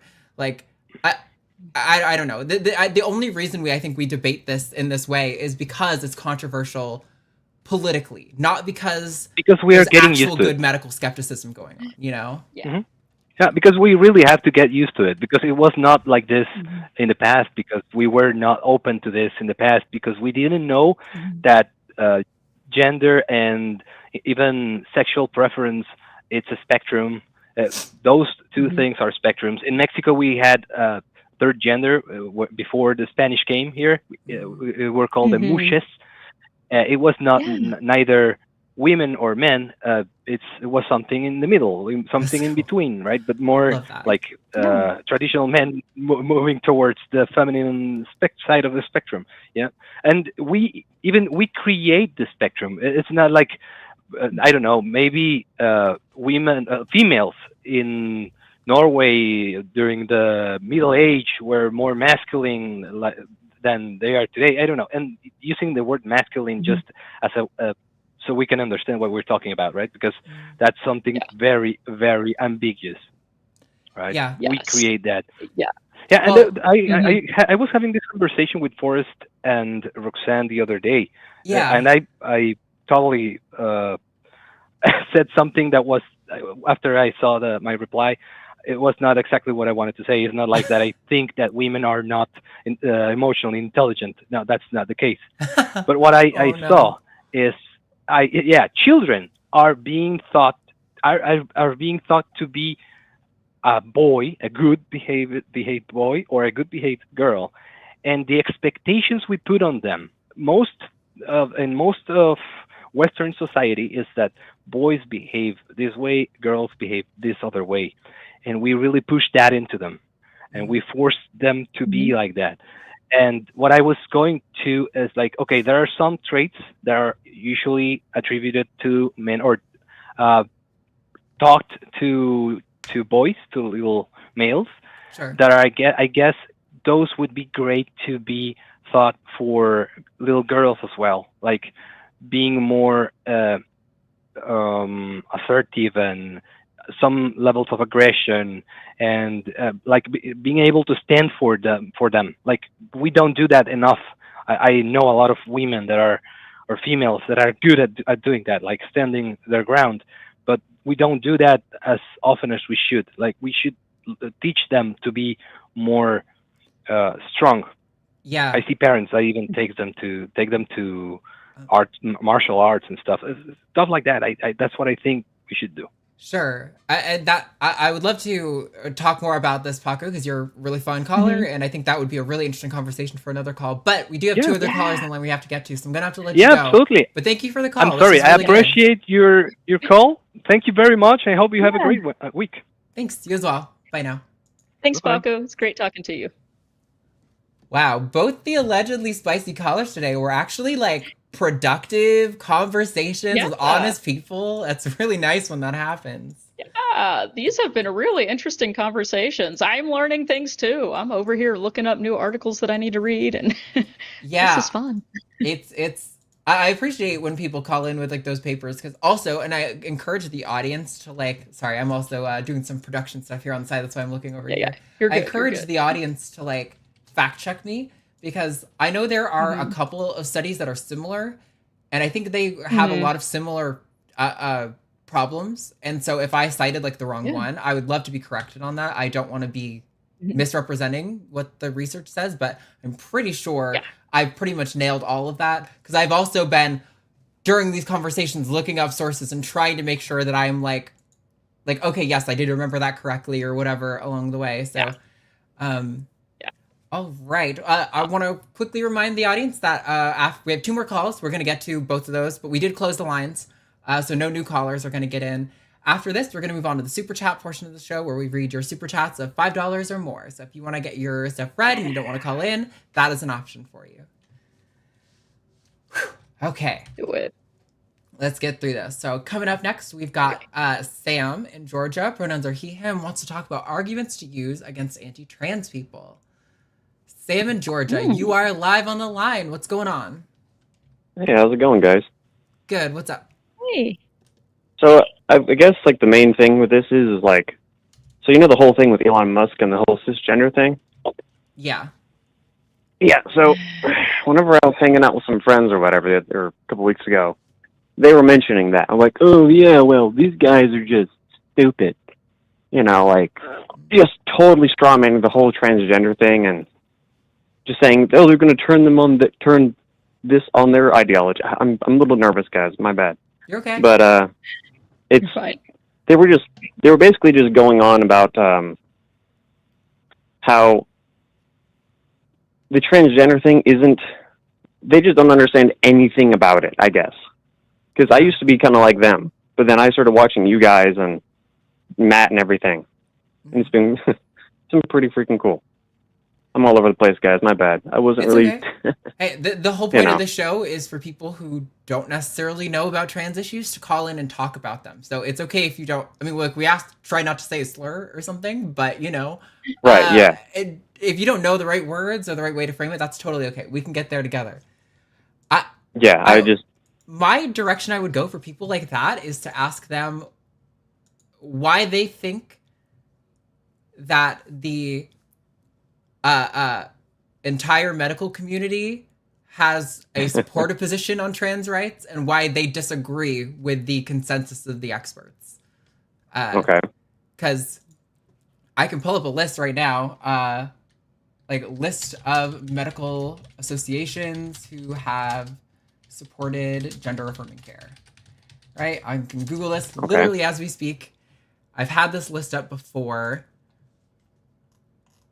It's a long list. Like, I don't even want to read it all out because it's obnoxious. And they're the medical organizations that like developed the standards of care for like every medical treatment that we all depend on today. Like, we're talking about Heart Association. We're talking about the endocrinology, the Endocrine Society. We're talking about the Academy of Pediatrics and Family Physicians, dermatology, child and adolescent psychiatry. Like that was what, like 5 or 6 of a list of like 20 or 25 or something like that. That's here. Seems extensive. Yeah, they're all appealing to the research and the data. That is what's informing their position.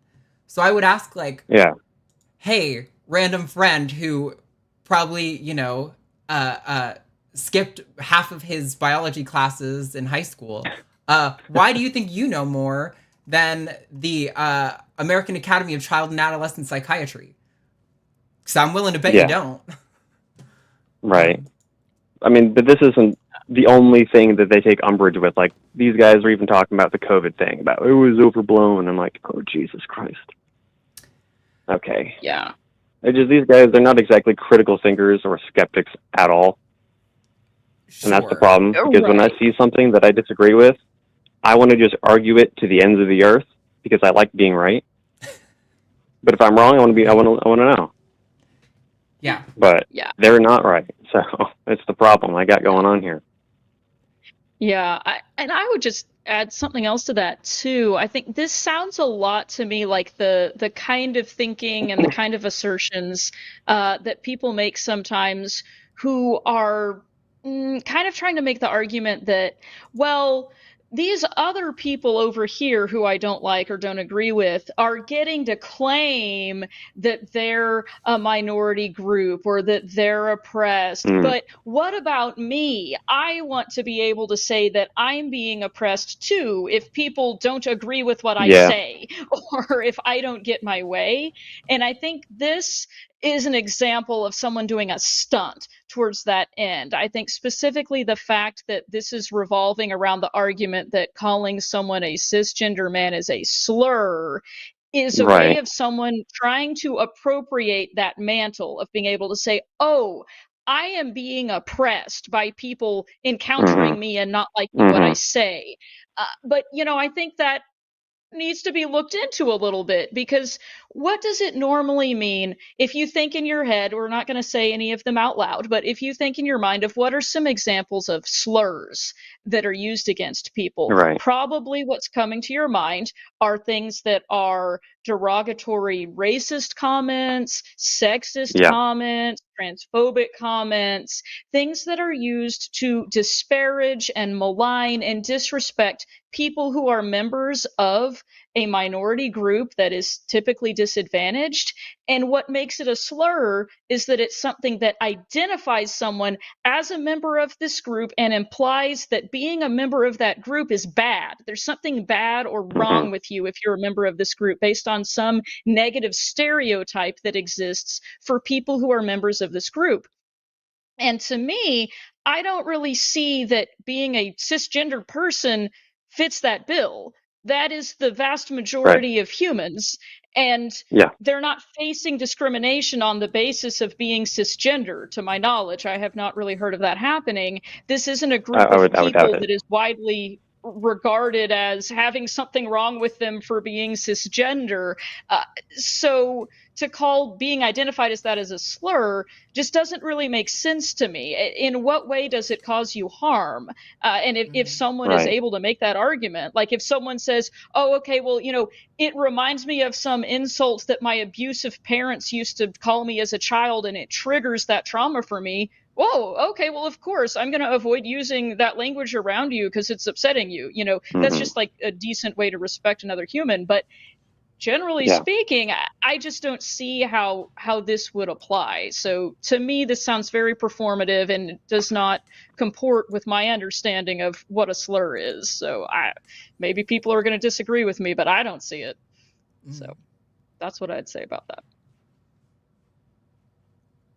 I don't know if that helps at all. Yeah, I'm right there with you on that. I mean, do you think you can bring those kind of things to your friends, Sam, or do you think that they're gonna like what do you think they would say if you brought up any of the things we've mentioned to them?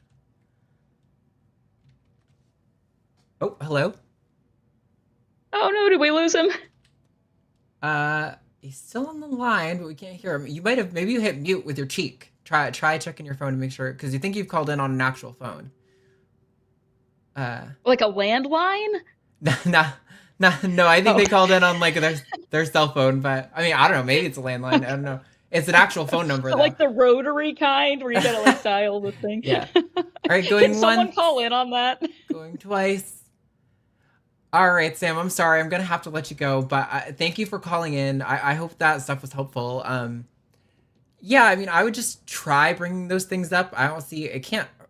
Maybe it could affect your relationship with them to some capacity, but if your friends are gonna stop being friends with you because you say true things about trans healthcare or about COVID, do you really want those friends? Like, maybe you do. Maybe you have like a long history with them, and it's important to you that you maintain that relationship. But I don't know. I think if they're good friends, they're not gonna stop being your friend because you challenge them on something they're wrong about.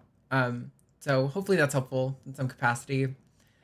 Um, we've got one caller left for the caller portion of today. So DJ in Pennsylvania, pronouns are he, him. You are live on the line. Thank you for being our last caller today. What's up? Hi, DJ. Thanks for having me on. It's been great. I've been trying to get on the show for a while now, but every time I call, I forget it's too late and I don't get through. So Oh, I'm so sorry. happy to hear that. I'm glad you got through. I this mean, time. it seems like it's a good show then. Well, we definitely have busy lines, if anything else. But what's going on? What do you want to talk about? So I don't know. You probably wouldn't remember because this has been a while ago, and I had super chatted in as DJ, basically asking, as a gender fluid person, do I have a seat at the trans table? I don't know if you remember that, but it was very helpful when you're like, yeah, of course, like you are allowed to have an issue. And sorry, I am also very nervous. You are allowed to have opinions on trans issues. You're not an outsider looking in, but I know, like, being a gender fluid person, I have different privileges that other trans people don't have. I have a different lived experience than other trans people don't have. And because of that, I think sometimes that gives me a difference of opinion in trans circles that I'm a part of. And sometimes, like, obviously not trans people are not a monolith. Not every trans person is going to feel certain ways about certain things. But I did find myself being ostracized isn't the right word, but I did not have what I would consider the correct opinion on some things. And I wanted to kind of talk to trans, I guess real trans person feels weird to say, but like somebody who has a different lived experience and maybe explain why, not why, but like give me some insight onto differences of why they might feel this way and kind of help me get into better understanding of that, if that makes sense. Yeah, we can definitely do our best to let you know our experiences and what we think. But yeah, like, so what are some of these like things you want to like test or whatever like, it is? There's two kind of big examples that first got me on this like journey to self-discovery and whatnot. The first big one, and we don't need to go back into old controversies, but when the Harry Potter game came out, I didn't play it, I didn't support it, I didn't want to, but there was a certain subset of my trans circle that thought that I was not a bad person, or thought I was a bad person for not ostracizing my friends that did buy it. And that felt really weird. It felt a little group thinky, like, oh my gosh, you have friends that play the Harry Potter game. Well, why aren't you chastising them? I'm like, well, because I don't, if they want to spend their money that way, that's their right to spend their money that way. And I didn't feel any different about them as my friends because of it. Whereas a lot more of my other trans friends are like, whoa, they're terrible people. I never want to talk to them again. They're transphobes. I've been called a transphobe. And it feels weird considering myself a trans person while simultaneously being called a transphobe, you know? Yeah, sure. I mean, specifically on the topic of the Hogwarts game or whatever, I think I probably fall closer to you, DJ, where like This is how I feel about all what's the word where you're like, I'm not gonna buy this thing as a protest or whatever. I'm blanking on the word. Um, Boycott. Boycott, yes. I feel like they are morally virtuous, but I don't think that it's like should be like a moral obligation, sort of, is how I would phrase it. Like, I think similarly to like Chick-fil-A. Like, I think it's probably a good thing to not support Chick-fil-A. But if somebody goes to Chick-fil-A, I don't think that they have caused like measurable harm as an individual to the trans community for eating a chicken burger one time. Like, I think that's just, I think it's ridiculous to purport that. Now, obviously, it's true that the CEOs of that company donate their money to anti-LGBTQ charities, and that, you know, you are one drop in the bucket, but it's a national chain. Chick-fil-A is not going anywhere anytime soon just because the LGBT community stops supporting it. And likewise, Harry Potter is a massive franchise. It is bigger. I think J.K. Rowling is detestable, and I boycotted the game personally, but I had friends who were like conflicted, and they were like, I really, really want the game, but I don't want to feel like I'm betraying my trans community. And I told every single one of them, I think if you really, really want the game, you should get it. And if you feel for it, is it worth it? Ask yourself, like, maybe it wasn't worth it, and then you're gonna be like, man, I feel really guilty, and that can inform your further behaviors. Or you think, actually, it was really fun, and I had a really good time, and I don't think that I've really measurably had a significant impact on the queer community by that. And to that, I would say, you're probably right. I mean, like, I don't know. It's similar to like veganism in my view. Like, it's a good thing to do it, but do I think it should be obligatory to all people to be a good person? No, personally. But Kara, maybe you think differently. Where are you on that? Yeah. No, I actually have a pretty similar opinion. I think when it comes to boycotting things like this, I think there are different motivations and different reasons to boycott things, and sometimes it seems a little bit performative to me. I agree with the idea that this is a detestable person who I would rather not give more money to. Having said that, she has a platform and is going to have that platform regardless of whether a single person buys this video game. Like, the books have already happened. She is already a well-known public figure, and she's going to continue to say whatever she wants to say in public. Irrespective, I almost said irregardless, and I hate that word, of whether anyone buys this game. And with that in mind, I'm kind of thinking to myself, well, boycotting it, yes, it is a statement that one can make to say, I'm not going to support this person because I find their abuse detestable, and that's fine, and that's great, and I can see the value in that. I don't know that it's going to have a measurable impact on what this person does or says in public, so no, I don't think people should be required to boycott it. Also, to that same end, how many CEOs of other companies that we buy products from might be transphobes or have probably publicly said transphobic things? Are we going to boycott every organization that has a transphobe in it? Because I bet we're about to not have access to a lot of products if that's the case. So to me, it's a little questionable. It's almost like, well, she's very famous, and that's the reason we feel like we have to boycott this product. But in fact, is that doing anything? I don't know.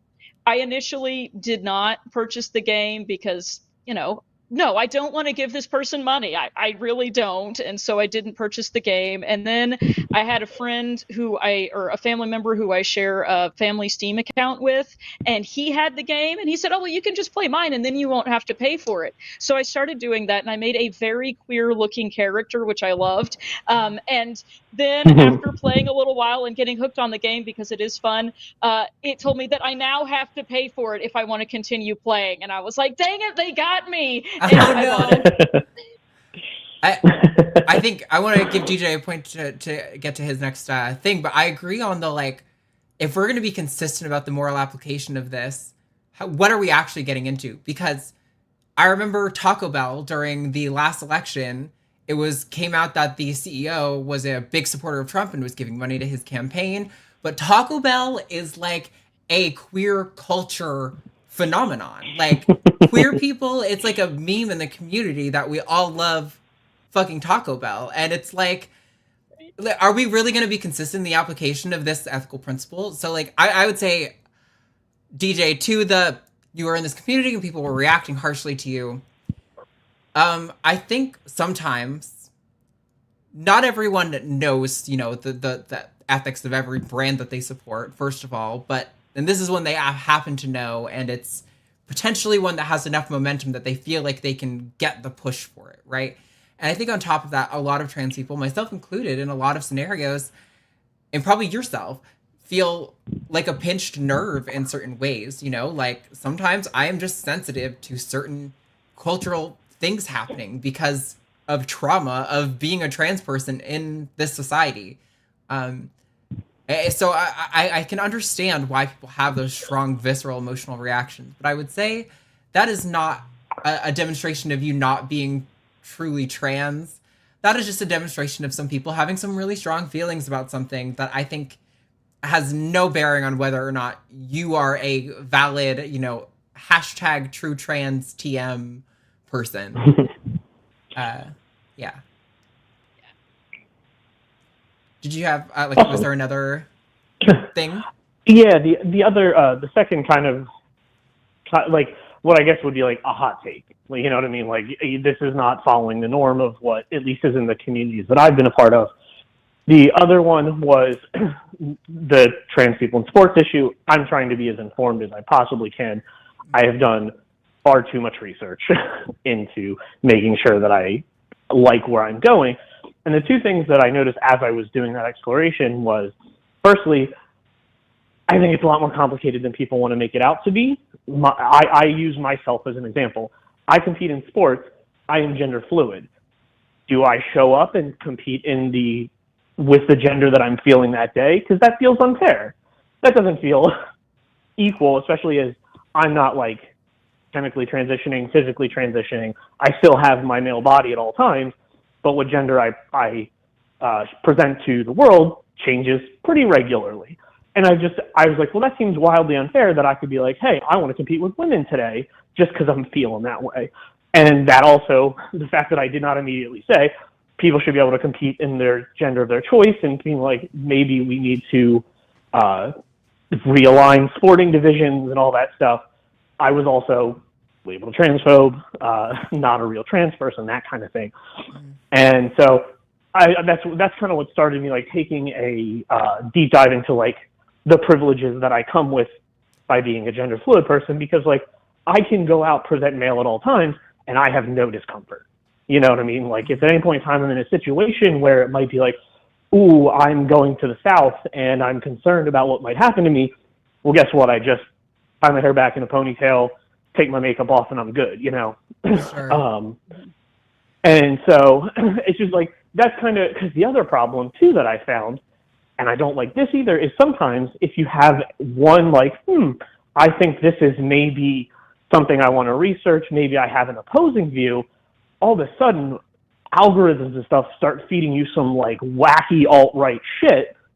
And I'm like, whoa, I didn't sign up for some alt-right stuff. I just wanted some differing opinions. I didn't want to be in an echo chamber. And it just feels like it's so easy to get sucked into the other side too. And I clearly don't want to do that.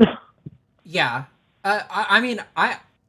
It's interesting when I want to like break my echo chamber. I feel like I don't resort to watching counter like the opposite ideas. Usually I just go to the research. I'm like, what does the research say? And that usually does break it. Like on the issue of trans participation in sports, my position, and I always try to couch this very carefully because I want to get this right, and I would say that I think it's the case that trans women who have undergone male puberty, even the ones who have gone on to take HRT, cross-sex hormones for a sufficient time, seem that on average they might, okay, sorry, let me get the language right. I've done this before and I have like a particular way I order these words for a very specific reason.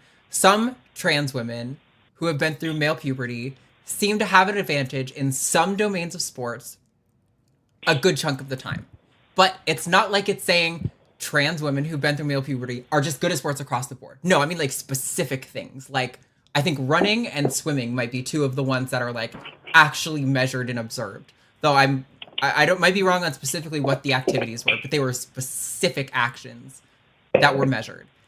In which case, I think we should go the method of the IOC, which is just implementing evidence-based guidelines that say trans women are allowed to compete in the women's division as long as they maintain certain criteria that seem to reduce the risk of any statistically significant advantage. It's not catchy. It's not a phrase like, put trans women in women's sports or something like that. But I think it represents the facts of reality the best. And that's what matters to me. I'm not a sports person. I hate sports. I genuinely, I intentionally go off social media on Super Bowl day because I'm like, I don't even want to fucking see the commercials. I hate sports so deeply.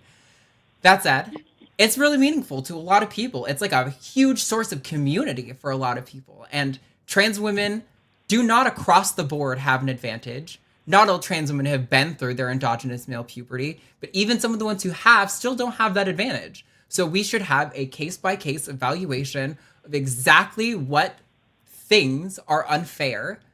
And if they don't seem to demonstrate an advantage, they should be allowed to compete with everyone else. And if they do have an advantage, then there should be some sort of way to mediate that. And I think I think that's what you said at the beginning of this part, DJ, is that maybe we need to abolish the notion of gendered categories in sports altogether and have certain leagues of athletic performance or something like that. And will it still be in large part gender segregated? Maybe, but maybe we'll see scenarios where specific women who just for whatever reason are like super jacked outperform a lot of cis men in a given category, I think that could be really interesting and liberating to evaluate specifically on the merits of their ability rather than on the averages of the group population. Yeah. Oh, sorry. Did I cut you off? No, you're good. Yeah, you hit on a topic that I get excited about, Arden. I think that is exactly right. That when we're having this conversation about how should trans athletes, be able to compete or not be able to compete in sports, we're having an argument about all of the topics that we just discussed, but we're also having a conversation about misogyny, I think, because I think there is an underlying assumption in a lot of these debates that is not true. And the assumption is that cis men are better at sports than everyone else. And therefore, if anyone is assigned male at birth, they will be better at sports than everyone else, no matter what. And Right. That's simply not true. As Arden mentioned, that's not the case for a lot of sports. For example, I was assigned female at birth. I participated in sports in college on a team of women. We shot precision rifle, and we competed against teams that were women. We competed against teams that were all male. We competed against teams that were co-ed, and our team, consistently rocked.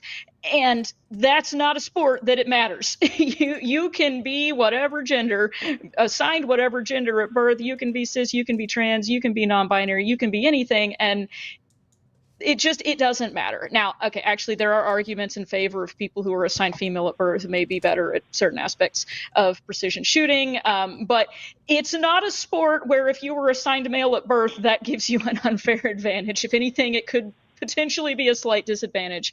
And it's the case also. I have a friend who participated in artistic gymnastics, and she would talk about how, she had friends who were men or boys who also participated in gymnastics, and they participated in different kinds of events because, in fact, there were certain events that males were going to be better at, people who were assigned male would be better at versus people who were assigned female. And it wasn't the case that the boys were going to do better at all of the events. That's why if you watch the Olympics, the male gymnasts are doing something different than female gymnasts.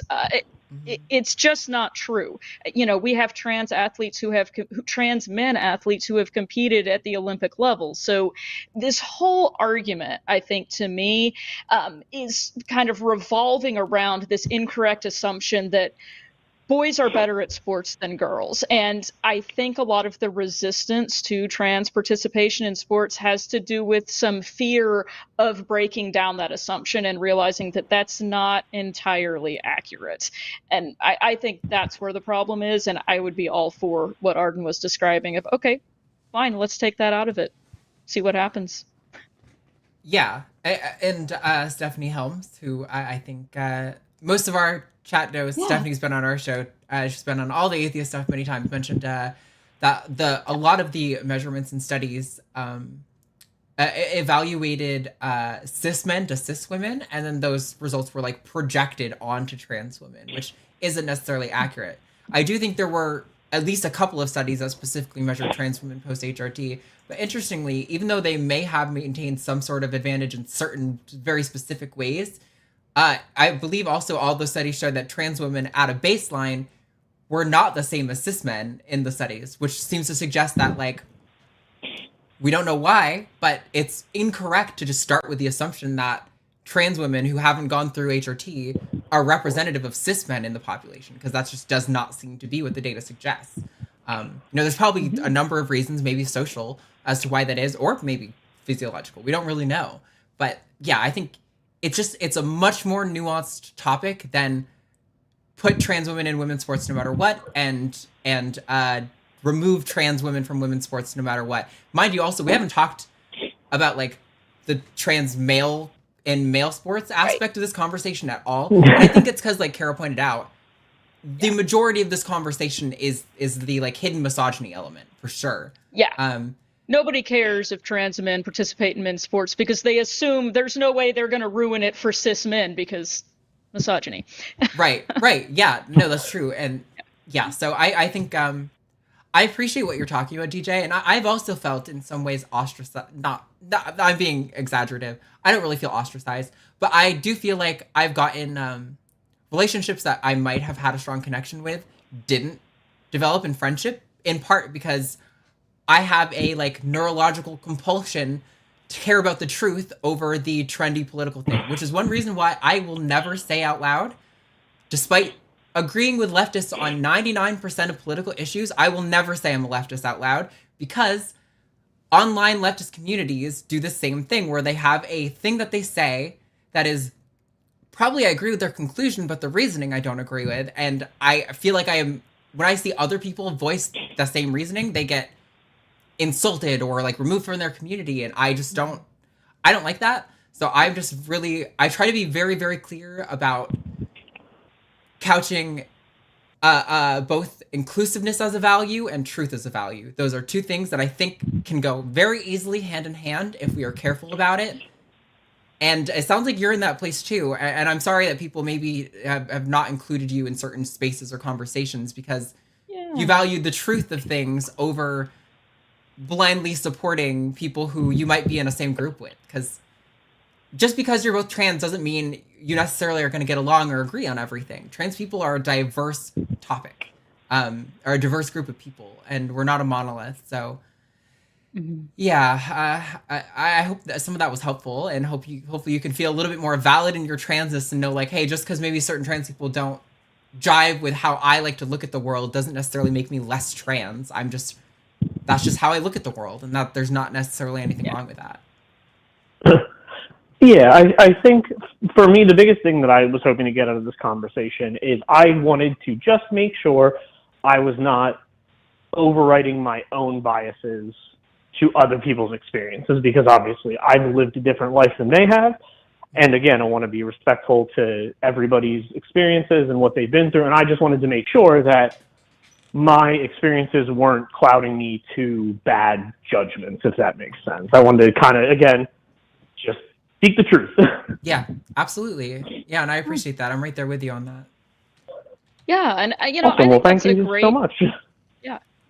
Yeah. No, I was just going to say, DJ, I also appreciate where you're coming from with that. And I think the fact that you are thinking about that says that you are considering that there are people with other perspectives than you, and that you do want to hear from them, and that you're concerned about making sure that you're not unintentionally hurting other people or saying things that are harmful. And I think that's the approach everyone should be bringing. The trans and non-binary and gender non-conforming community, and, you know, genderqueer, whatever term you use, I mean, I feel like anyone who falls in that category, you know, should be able to appreciate the fact that, hey, there are people who are different from me. I know what it's like to be different, and I am able to listen to someone else who has a different experience than me. And we should all be doing that, because even if we're all in that community together, that doesn't mean we all have the same experience. And I'm also non-binary, gender non-conforming, which is different from the experience of binary trans people. And I've had situations like you too, where I had a lived experience that left me with one perspective, and I found out, oh, that's really different from the perspective of my friend who's a trans man. And, you know, here I'm over here like ready to, you know, let's just eliminate gender, let's erase it, it's terrible. And then I found out, oh, wait, you know what? Actually, that doesn't fix it for everyone. Okay, my bad. That's not the whole solution. That's my experience, and that's not everyone's experience. And so let's talk more and hear from one another. And that sounds to me like what you're doing, and I think that's what we should be doing. Absolutely. Yeah, it's funny you say that, because I am also the same way. I would like to do away with gender. If it were my choice, there'd be no gender in this world. But I also came to realize that to some people, gender is very important. So taking that away from them helps me to hurt them, and that's obviously not right either. Mm-hmm. Yeah. Yeah. And that's an important insight. Like, I'm glad I heard from people about that, and that they disagreed with me, because now I understand better, and I would like that. Yeah. And likewise, when I was early in my transition, I've talked about this on the show, but I always cringe saying it in front of a new guest, because I'm like, oh man, are you going to be mad at me? I was a trans medicalist for quite a while, because just to me, my trans experience, I felt like that's where it led me. And luckily, having my sibling come out as non-binary and having a roommate who's kick-ass come out as non-binary, I feel like I was able to like really absorb their perspective in a way that made me feel like, okay, there's absolutely a future where we can all feel immensely better than we are now. And I think we're much stronger as allies working together towards a better future for both of us than trying to like pull up the ladder behind anyone. So yeah, I definitely think listening is very helpful, especially when you're a skeptic who likes to be informed by the truth, you know, like the experience of non-binary people are a reality that I also need to factor into like my model of the world and of what I want society to be. And I think that's important. So thank you so much, DJ, for calling in. And it was a really interesting conversation. I appreciate it. And hopefully we'll hear from you again soon. Thanks so much for having me. Cool. Bye. Thanks. Good talking to you. All right. That concludes the caller portion of the show. I saw the chat flaming up a little bit after I mentioned the why I don't say I'm a leftist thing. I'm not even going to get you started on my feelings about the trans community online. Their position on guns is so not scientifically informed. And I don't voice that one either because I've seen other people do it and they got dragged to hell and back. People don't want to have a conversation about how guns are demonstrated to not be effective at protecting you in like any situation ever. Guns aren't going to save you. Ooh. Sorry. Oops. Yeah. But I won't go too deep into that one. Okay, sorry, I mentioned shooting earlier. That probably set it off too, but right. I also have complex views on that issue for a variety of reasons.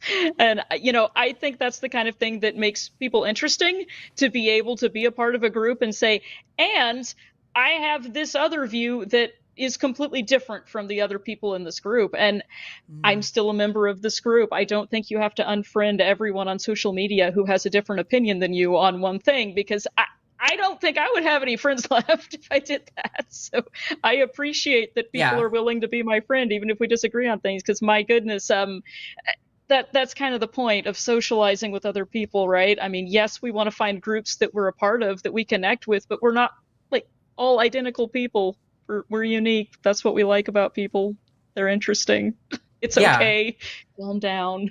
I mean, I agree. And that's kind of like the whole premise of this show, right? Is to be like, it's okay if you don't understand. It's okay if we don't align perfectly. Yeah. Like, I want to navigate to a future where, like barring some very tragic, awful event, we all have to live together in the future. And so it would be nice to have this conversation and open a dialogue where we can all figure out that pathway together, rather than trying to like steamroll over anyone with like, it's this way or the highway kind of scenario. I want to find out what the truth is and what the best path is for all of us. So anyway, I see somebody just said I could be a spicy caller into my own show. Oh, I know. I see the trans takes on guns all over the internet. Maybe someone should call in and challenge me. I invite the conversation. Yeah. It could be interesting. I'm going to call you next week. No, I'm just kidding. Deal. No, I think it's interesting. And I probably need to have a more offhand review of the evidence because it does come up a lot, actually. So let me get this up and running. We can move to super chats. All right. So, as we said, any super chat of $5 or more, we will read out live here on air, and we usually do a nice little team battle. We've been making it about shorts lately, where if you lose, you might have to make some sort of short that's like silly. Like the one, I don't think Katie's done it yet, but last week the one that she lost was she has to do a sincere attempt at a TikTok dance. Oh boy. Okay. Wow. We're both I'm on the cusp, but I'm a millennial, okay? It goes to like 96 and I'm a 95, and I still, TikTok dances feel very much make me feel like an old person. So yeah, I'm on the other cusp of millennial, so yeah, I think I am an old person. I mean, I don't think millennial makes you old, but it definitely makes me feel old when I see the kids all doing these dances. And there was a great TikTok where somebody was like, I miss 2000s fashion when graphic tees were still in style. And I was like half my wardrobe is graphic tees, so they're not cool to Zoomers anymore. Am I out of style? Oh no. It's funny to me. It's so funny. Whatever. We can figure it out along the way, and we'll see how it goes. So we'll alternate back and forth if you don't mind reading these. So first is 5 pounds from Sean Isherwood.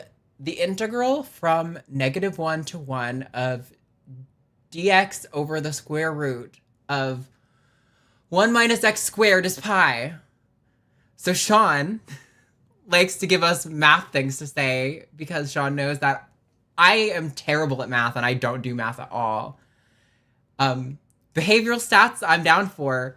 This is, my brain can't hold those things. Yeah. I feel like this is like probably a really funny pun if you're a physicist or something, and I'm not getting it. This goes right over my head. I'm sure it's hilarious, and like if you write this equation out, it looks like a piece of pie or something. Like I have no idea, but this is beyond me. It went over my head and like orbited the planet a couple of times. It's like I am so far off from this one, but we also see some spicy chat about. I've talked about my former transmedicalism so much, but it seems like a few viewers maybe didn't know that because there's some spice. Call in. We'd love to have a conversation. Yeah. I think I've grown on those positions a lot, and I think I have done a lot of advocacy against the things that I used to say. I don't even think I was far from the worst transmedicalist, but still there. Yes, I think it'd be an interesting conversation. That would be, because I mean, that's an indication that you are sincere in what you said, that you want to believe things that are true and you want to have the best, most accurate information. And that means that unless you were born knowing everything, which I don't think anyone was, you're going to have to change your mind on things at some point in time. So doing that is consistent with the value you described. So it's nothing wrong with that. Yeah, I mean, I clearly approached the trans. I mean, I talked about this earlier today, that like I doubted my own transness for a while, and it took a medical perspective for me to understand my own self and to really have that like empirical basis to understand my own experience. And it was that clearly got extrapolated a little further than I think it needed to. But also I'm 26. 27? Is that so? I saw somebody ask my age in the chat. 27. I forgot for a second. Yeah. I'll be 28 later this year. Yeah, it gets worse as you get older. You literally just have to do the math after a while. You're like, hold on, I was born in this year, subtract, carry the 2, divide by the integral from pi, and, turns out I'm almost a millennial. Well, it doesn't help that my partner is a lot older than me, and a lot of the people I associate with are a lot older than me, so sometimes I forget, like, oh yeah, I'm still 27. I'm not in my, like, 40s or something. Who knew? It's okay. You can still complain about kids these days. It's all right. Yeah, kids these days. Yeah. This one's you if you wanna. Okay, all right. We have 5 pounds again from Sean Isherwood. The amount of hate for trans folk lately is disheartening. How does one cope? Oh, yeah. That's a great question. So, hey, I'm going to jump in here with a shameless plug for a great way to cope with things like that, which is check out a community that supports you, such as the one you can find at Recovering from Religion, where I know this is a little bit separate, but not really. For me, being brought up in a very strictly fundamentalist religious context was not compatible with my gender identity at all. That caused a lot of trauma for me, and I think that is actually where a lot of, I'm not going to say all of, but a lot of the hate that we see for the trans community, in my mind, is influenced by some of the harmful religious ideas that are floating around in public discourse these days, and that hurts people, and that causes disconnects between people and their family members, between people and beliefs and values that they grew up holding, and that's hard. And it's hard to do that alone. And so there are organizations like Recovering from Religion that help provide a community and a safe place for people to come and work through those questions, those doubts, that traumatic experience, and find support. We offer hope, healing, and support for people who are struggling with issues of doubt and non-belief. And it's a great place to go and meet other people. We have a lot of LGBTQ plus communities within our support groups and our online communities. So check them out. So that's how I cope. I volunteer there. Yeah. Also, Kara hosts RFRX, which is the Recovering from Religion podcast that I was on and Matt was on and Jimmy was on before the... Yes. Yes, you should definitely check that out as well. Yeah, check us out Monday night, 7 p.m. Central. I wish we could have gotten more into your story, because I love hearing about... I was thinking about that before the show started, It's nice to have the non-binary perspective on the calls and stuff, but it seems like you and I kind of approached this from the same perspective anyway, of like empiricism and logic and things like that. So I would have liked to have heard more about your story and your experience with religion and how that kind of influenced each other and stuff. Well, we'll have to do another episode. Yeah, we'll have to do another episode, so we'll have to do. Yeah. All right. Thank you so much, Sean. We've got $5 from RPG Debunks. Someone needs to get Arden a giant wooden mallet dubbed the Banhammer and let that mofo swing. # Team Noob, # Takis Rules. I do more banhammering when I'm on production. Well, when I'm only on production. It's when I'm producing and hosting. I have like 3 brain cells active at once, is what I always say. Yeah. This is all integrated, so I can handle multitasking like this. But it is the absolute maximum of my capacity. Yeah. Like last night, a caller came in and said the words ligma, and I muted him instantly before the hosts even knew what was going on, because I was like, I've been terminally online for a long time, motherfucker. I know where this is going. They were like, everyone was like, I'm glad you did. Ligma is like Elon Musk made the same joke when he bought Twitter. It's like Ligma balls is where that joke goes. And yeah. So a caller tried to pull that on us. Right. So a toddler called in. Great. Yes. A 4-year-old boy thought it was really funny. Awesome. Sure, that was hilarious along with the fart joke. Okay. Yeah. Okay, moving on. $4.99 from Sarah Wilson. Are there studies for a family member who believes trans kids are getting SRS, and SRS is unsafe and kills sensation? He supports trans adults, though. I gotta read that again. So I think they're asking, is there is there like some like empirical data that shows that kids are not getting SRS, and that it doesn't kill sensation? Well, so there are I different, can Google that now. yeah, there are different methods of SRS, or GRS, whatever you want to call it. Genital surgery is what we're talking Mhm. about. Mhm. Yeah.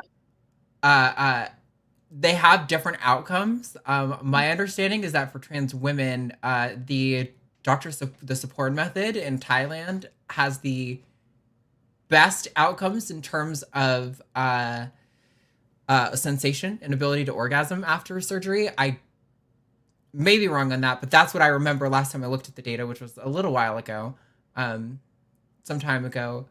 So it definitely doesn't kill sensation, and it's not unsafe on average. I don't know about the data for trans men, though. I don't, which I really am regretting in hindsight. I know. I'm trying to look up studies here that answer this. I guarantee the information is out there. Someone has tabulated this somewhere. I do Yeah. not have it off the top of my head. I mean, I can speak anecdotally and say, well, I know a lot of trans people who would say this is not an accurate statement based on their experience. Right.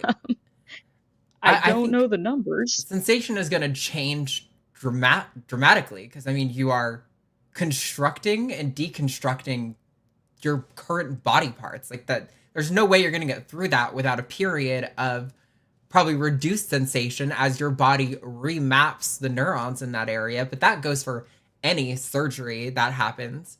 And as far as, there's not going to be a study that shows kids aren't getting surgery, but what you can do is look up the age of the populations of people who are getting surgery in studies. So like if there's a study on the efficacy of genital surgery on trans people, they're going to list the ages most of the time of their population, and you're going to see that they're probably all, like, not even just young adults, they're probably all well into adulthood.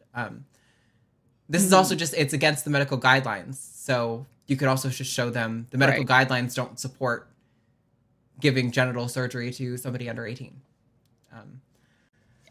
Yeah. Also, like, I know people bring this up all the time, but this just makes me want to point out again that surgeries like, for example, circumcision of male infants happen all the time. I'm not in favor of those, and there are studies out there that say that that does impact and limit and reduce sensation.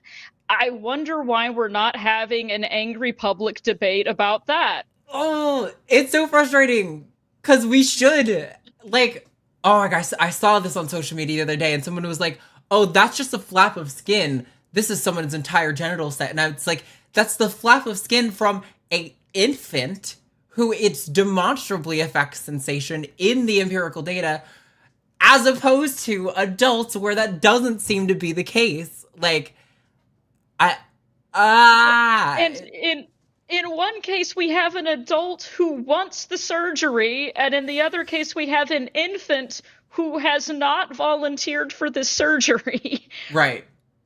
What? It's so different. If anyone out there does have data on efficacy of transmasculine genital surgeries, I would love to see that. You definitely, I would welcome you to send that to me if you have that, because I don't have that in my back pocket. Yeah. I don't either, and it's a great question. Was there a team on that last one? No, okay. Team noob. Oh, does that go to the new person? I don't know. I'm gonna say it does and give Kara the point. That was a couple ago, but this one is. Hey. I don't remember if this one is you or me. I think it's you. Okay, $10 from Mo Scoville. Hi, Mo. Mo is a wonderful human being. It's too damn hot out, but Kara is cool. Great addition to the show, but always # Team Arden. Thank you. Also, is it Kara or Kara? Oh, it's Kara. Kara. Yeah. Okay, Kara. I accept both. It's either one is fine. I'm fine with, call me whatever. Okay.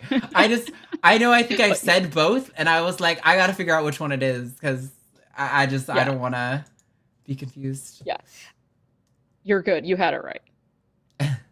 Okay. We have, I think that is Canadian $5 from Nonsense Aficionado. My youngest is disgusted by growing to a man or woman. I suggested both or neither. After a chat, I'm a proud dad to a femboy. His relief is palpable. Aw, Oh, that's really I cute. love that. Well done. Parenting win. Yeah, that's really sweet. I remember when it like occurred to me that I was going to grow into a man, and that was really when I was like, oh, I need to do something. And it was like maybe like a couple months later I told my mom that I was trans, cuz that it was like Yeah. the realization of like, oh my god, that's what my body's Yeah. going to become. That cannot be my reality. Yeah, that's really awesome that you've got a Yes. pair you're doing that for your child. Mm-hmm. Well done. Excellent. Right, $5 from Alyssa Nguyen. Cis is not a slur. No matter how many adjectives you put in front of women, they're still a woman. Slurs dehumanize. A bleep isn't a person. Sure, I see what you mean. I saw some criteria somewhere on the line that I found a really convincing list of criteria for determining whether or not something is a slur or not. And it was similar to what you brought up earlier. Like, it has to do a lot more with that dehumanization part. Yes. There's something else that they added that I was like, oh, that's really good, but I don't remember what it was, so must have not been that great. No, it was probably good. I always seem to forget the key piece of the information, and then I try to tell people about it later. I'm like, this was a really good point, and I remembered 3/4 of it, but not the punchline. Right. My brain. Why does it have to work that way? Okay, let's see. There we go. All right. $9.99 from Ramona. I'm ducking out early today because my boss just told me that we're all getting ice cream. Ooh. So I'm going to assume the rest of the show has been as informative as the first half. Hashtag Team Arden. Thank you, Ramona. Yeah. I thought this was a really good show. I thought we had almost every call today was like really good, productive conversation. Yes, I thought so too. I mean, those were great conversations. I feel like I learned a lot, which is the goal. Yeah. I like. Yeah. I always say like, I don't want to discourage these calls because I like when we get callers from other trans people who are just trying to like share their experience or they're going through something and they want advice. But a lot of the time, we can't really give advice. I mean, we're not qualified on a lot of those things, but I can talk about gender and sex and what the data says. And those are things I have the resources to talk about. And so it's really nice when the conversations are focused on that because I feel like there's so much more momentum we can get. And I really felt it today. It was great. Yeah, I agree. I have to say, I appreciate this about your program and about you. It's not one of those programs where it's like, here, let me tell you the popular political talking points that pertain to trans issues, and we will just beat people on the head with them. Like, we're actually having conversations about what is happening in the world and how do we know, and on what can we rest our conclusions. And that's what we need to be doing. So good on you. Have wondered often if it would be better for my career and for the success of the show to be more like, you know, let me just give you the McNugget talking point. And I can't. I'm not capable of doing that. Like, I would love to just say include trans women in trans women's sport or in women's sports. But I'm incapable of doing that because there are scenarios that I think are worth talking about from my review of the literature. And if somebody calls in and is like, hey, here's actually contrary evidence where actually this is the right position, I will, on that spot, change my position. But like, I'm not like physically capable of just falling in line. It's just not, I'm not built that way. I have to just speak what I think is my observation of the truth. So, 10 euros from Ivan ZD50. Arden, I wanted to explain my screw up from last week, but had no luck with the call. We'll try next week. Thank you for your work. Thank you both for a great show today. Hashtag Team Arden. I Uh-oh. don't know if I remember your screw up. Maybe you were the person who said that I helped you learn your sexuality or something. Because that was the only person I remember kind of digging into last week. So, you don't have to explain yourself. But if that's how you feel, that's how you feel. I was just explaining why I don't find that flattering whatsoever. So, yeah. Maybe they'll call back next week. Yeah, definitely call back and we can maybe talk about it. Yeah. Okay. $10 from Domestic. If science has no absolute truths, isn't it intellectually dishonest to insist on a scientifically necessarily proven lexical definition of anything in order to consider it materially real? Hashtag Team Kara. Hey, Nice. I got one. I like that. That's okay. I got to read that one again too. Yeah, me too. Ooh. So Intellectually dishonest to insist on a scientific lexical definition. Yes, I agree with that statement. I mean, that's a question. I agree with the sentiment of that question. I think what they're saying is that, or maybe what I'm taking away from this is that language is also something that is dealing in social constructs as well. It's sometimes you're playing games with words to make a point, and maybe the point is things are hard to express sometimes with the terms that we have without accidentally including implications that we didn't mean, or we're not always able to effectively nuance the things that we're saying when we boil them down into these very, very specific, okay, I've operationalized it this way. Well, okay, but did that really capture all of it? I bet it didn't. Right. Yeah, and I mean, I think that's why science has never purported to be absolutely certain on anything, right? Science is always dealing in, we've got p-values where we're like, we are allowing for the chance that there was some sort of outside confounding factor, but we were able to determine that within a certain degree of certainty, these things are related or whatever. But yeah, I mean, this way science is always trying to allow for those contingencies, because usually as we get more information, we end up turning over our old models in favor of newer, stronger ones. So yeah, I think I agree with the sentiment, as long as I'm understanding it correctly. Yeah, me too. I guess takeaway is language is limited and it changes. So yeah, that's not a problem. It's a feature, not a bug. Yes. Okay, we've got 666 from Mike B. An attack on gender is an attack on democracy. Judith Butler. Hashtag Team Arden. Hashtag Jimmy, go fuck yourself because no one else will. Whoa, the roast from Mike B. That's savage. God damn. Yeah, I think I mean, we're seeing that, right? Like a lot of the anti trans bills. Oh, okay, hold on. Let me phrase this correctly. Not a lot, but some of the anti-trans bills seem to imply a direction where gender non-conforming behavior and expressions are almost not appropriate in school settings or something, which would be violating so many fundamental aspects of the United States Constitution, democracy in general. I don't agree with Judith Butler on some things, but I think I agree with her on most things. I really liked Gender Trouble.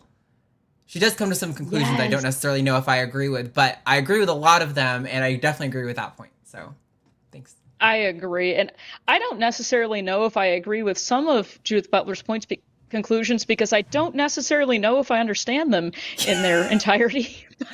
The whole thing I thought the whole time I was reading Gender Trouble was, now all philosophers that I've ever read do the same thing, where they will put a lot of jargon that is very specific to their field of study in there.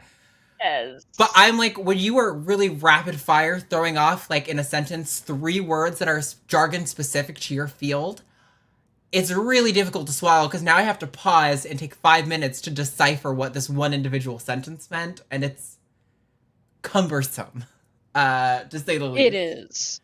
It is. But I love Judith Butler, who is also non-binary and is another person who has publicly changed their mind about people being transgender and about, what that means. And, she was originally in her earlier works kind of saying, well, she was giving the non-binary perspective, I guess. Gender is all a performance, and you're just forcing yourself into this thing, and that's all there is to it. You can just not have it, and that's a very non-binary perspective. And then later in her life, she talked to some actual, or binary trans people, and was like, "Oh shoot, I missed the part about gender identity, being something that's really important to your experience in your life," and so adjusted that later. And I think that is awesome when I see scholars doing that and saying, hey, I want to reverse myself on this point that I made very strongly because I learned new information and I changed my mind. Like, yes, Yeah. this is what we want. No, yeah, that's great. And I definitely respect Judith Butler as an intellectual. I think a lot of her work on, does she use she, her, or does she use any other pronouns? Actually, I messed that up too. They use they them pronouns now, but Okay. a lot of their earlier work was with she her pronouns. So sometimes Right. I find myself lapsing back and forth. But Me too. it is they them. Okay. Yeah, I think a lot of the things that they've said, with regard to like gender performance, I do agree with that. Like, that is how I would categorize how gender norms came to exist and how they manifest in society currently. It's the conclusions from that I kept being like butting up against, which makes sense, feeling like that you're saying like that's kind of like a non-binary perspective or something. Yes. Because I just don't feel like I can just shrug it off, But understood. Yeah, completely. Yeah. Yeah. And she gave an interview one time where she was they were talking about that. My God. So I do it to myself too. I have misgendered myself so many times. It's hard to break old habits. Trans phenomenon. Yeah, it happens. Yes. But they gave an interview talking about that even, where they were saying, you know what, it was just weird for me to find out that there were other people walking around in the world who didn't have this non-binary perspective, who, were actually very attached to their gender identity, and it was important to them. And it hadn't occurred to me that was people's experience, because that's not my experience. And then, after conversations with other people, they realized, oh, okay, there was a piece of the puzzle that was missing because it wasn't part of my experience. And I learned from talking to people with different experiences that there's more to the story, and we have to expand the theory to take account of that. And I think that's awesome. And it also just really made me feel better, because I too had that experience walking around in the world being like, what is this thing people have about gender that they like? Yeah, it's hard, I guess. It's a weird relationship, because I don't even necessarily know if I would say I like it as much as it's like being seen as a woman is so important to me that I would rather communicate that clearly than like be like, fuck it all, I'm just gonna like be who it's hard to articulate. But also I see something in chat. Or sorry, no, go ahead. What you're gonna say is more important than what I was saying. No, it's not. I was just going to say, I mean, I think that just goes to show that it's something that you can't really change about yourself. It just is. This is just my experience with gender, and that's your experience with gender. And that's not something that you can just tell someone to stop having or stop experiencing. It's just, it's real. Air quotes. I mean, I don't know how to say that, but like, calling back to our early conversation, how it's real. Well, I can't stop it. So. Yeah. So this chatter, this wasn't a paid chat, but in response to kind of what we were saying, where I was saying like, oh, they're sort of almost leading towards this conclusion where gender nonconforming behavior will be punished. I want to bring this up because I've heard this take in the community, and I really don't like it for a very specific reason. They said, it's not almost. They will declare the sight of us to be obscene and mass imprison us for it, and stopping us from doing it means surgically reversing transition. So I would agree that I think the natural conclusion of a lot of their beliefs would lead to essentially a trans genocide. However, I think the notion of I've heard this notion of forced surgical reversion a lot, and I want to remind you guys that would require obscene resources from the state. The state is never going to forcibly surgically revert you. They're going to put us against the wall much faster than before they end up surgically reverting you. I don't know why this talking point has gained so much traction. I don't like it at all. And I realize what I'm saying is almost worse than surgical reversion. But I don't know, that for some reason that makes my brain do a thing where I feel like I have to say something about it, because I'm like, it's just silly to me. The government is not going to pay doctors to revert our surgeries. That's ridiculous. Right. I feel like that's really falling down kind of a slippery slope way of thinking. And I can see, I bet there are people who exist who would like that to happen. I'm sure there's someone out there who wants that to happen, but that doesn't sound realistic to me. Maybe I'm being naive, but it doesn't sound like it's certainly not the first thing that's going to be happening. No, that it's just purely on a practical matter. The resources that would require to do that are insane. They're going to go through much more obscene methods before they turn to that. Hopefully we stop them before they even get the chance to do any of those things. But like, I think that's, very impractical. Yeah, that's not the threat I'm worried about at this time. Yeah. There's plenty others that are more likely to be happening. I don't remember who this one is, but there's no message. So, thanks, Louise. Well, there you go. $5 from Louise Richardson. You can do this one if you want, then we'll go back. Okay. All right, $10 from Madison. To the last caller's point, I think sometimes trans people are each other's worst critics. Maybe I am just a little naive, but I often wish we would be kinder to each other. # Team Kara. Hey. And I agree with that. Yes. I wish definitely. we would all be kinder to each other. Yeah, there's a That lot would of fix a lot. inter-community, just like it goes beyond disagreements. Like, I don't know. I think sometimes our energy would be much better spent focusing on our actual purveyors of our oppression, you know, like Ron DeSantis, the entire Florida government body versus like, I'm happy to talk about the intricacies of Anna Kasparian, but I really get sick of hearing her name because I'm like, why? Why do we care? Trans people are losing their health care. This is not important. Oh my goodness, I know. I can't. I don't have the emotional bandwidth to get into that many things. I can't worry about all that. Yeah. I feel that is way too much of a cognitive load. Yes. And that's $5 Right, this one's Canadian you. from Katy Montgomerie, Team Arden. Thank you. Oh. I also saw someone in chat just say that I'm being a white feminist and that trans people who say the trans genocide doesn't exist seem to think that countries with anti-trans laws like Uganda aren't already killing people in mass. Except I literally said that is the natural conclusion of their beliefs is the trans genocide and that they'll kill us before they revert us in surgery. So I think you misunderstood what I was saying. I think you're confused. I didn't hear you say what they are saying there. I think this person is probably very concerned about things that are going on, and it's hard to hear nuance when you're emotionally triggered and worried about your safety. And I get that, but maybe they'll sit with it, come back and listen later, and take something else from it. Okay, Canadian $5 from Kathleen Moncrief. My French accent is non-existent. But hey, # Team Kara, thank you. Yes. Let me get that vote in there. Kathleen's got a bunch of them. # team, I hope everybody wins. Oh. Yes! Yes. Thank you so much, Kathleen. And I another love one. Kathleen's approach. From Kathleen again, with # I hope # everyone team. loses. Nice.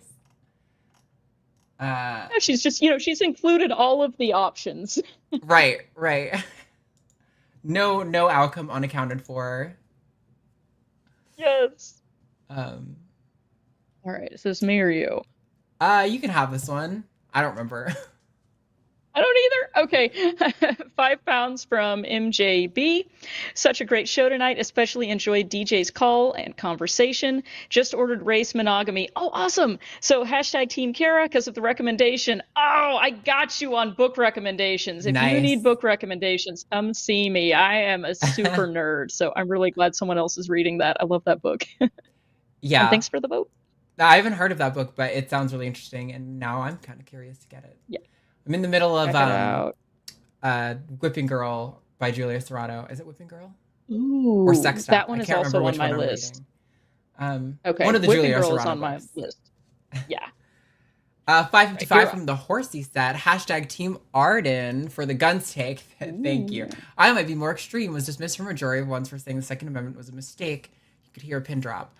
I don't know if I would go that far. I just think the evidence seems to overwhelmingly suggest that having guns does not improve your risk of getting out of a situation safely and might actually increase your risk of sustaining like bodily harm, significant bodily harm, the risk of accidents in the home, like every variable that they're purported to be protecting you for, they actually increase your risk of harm for.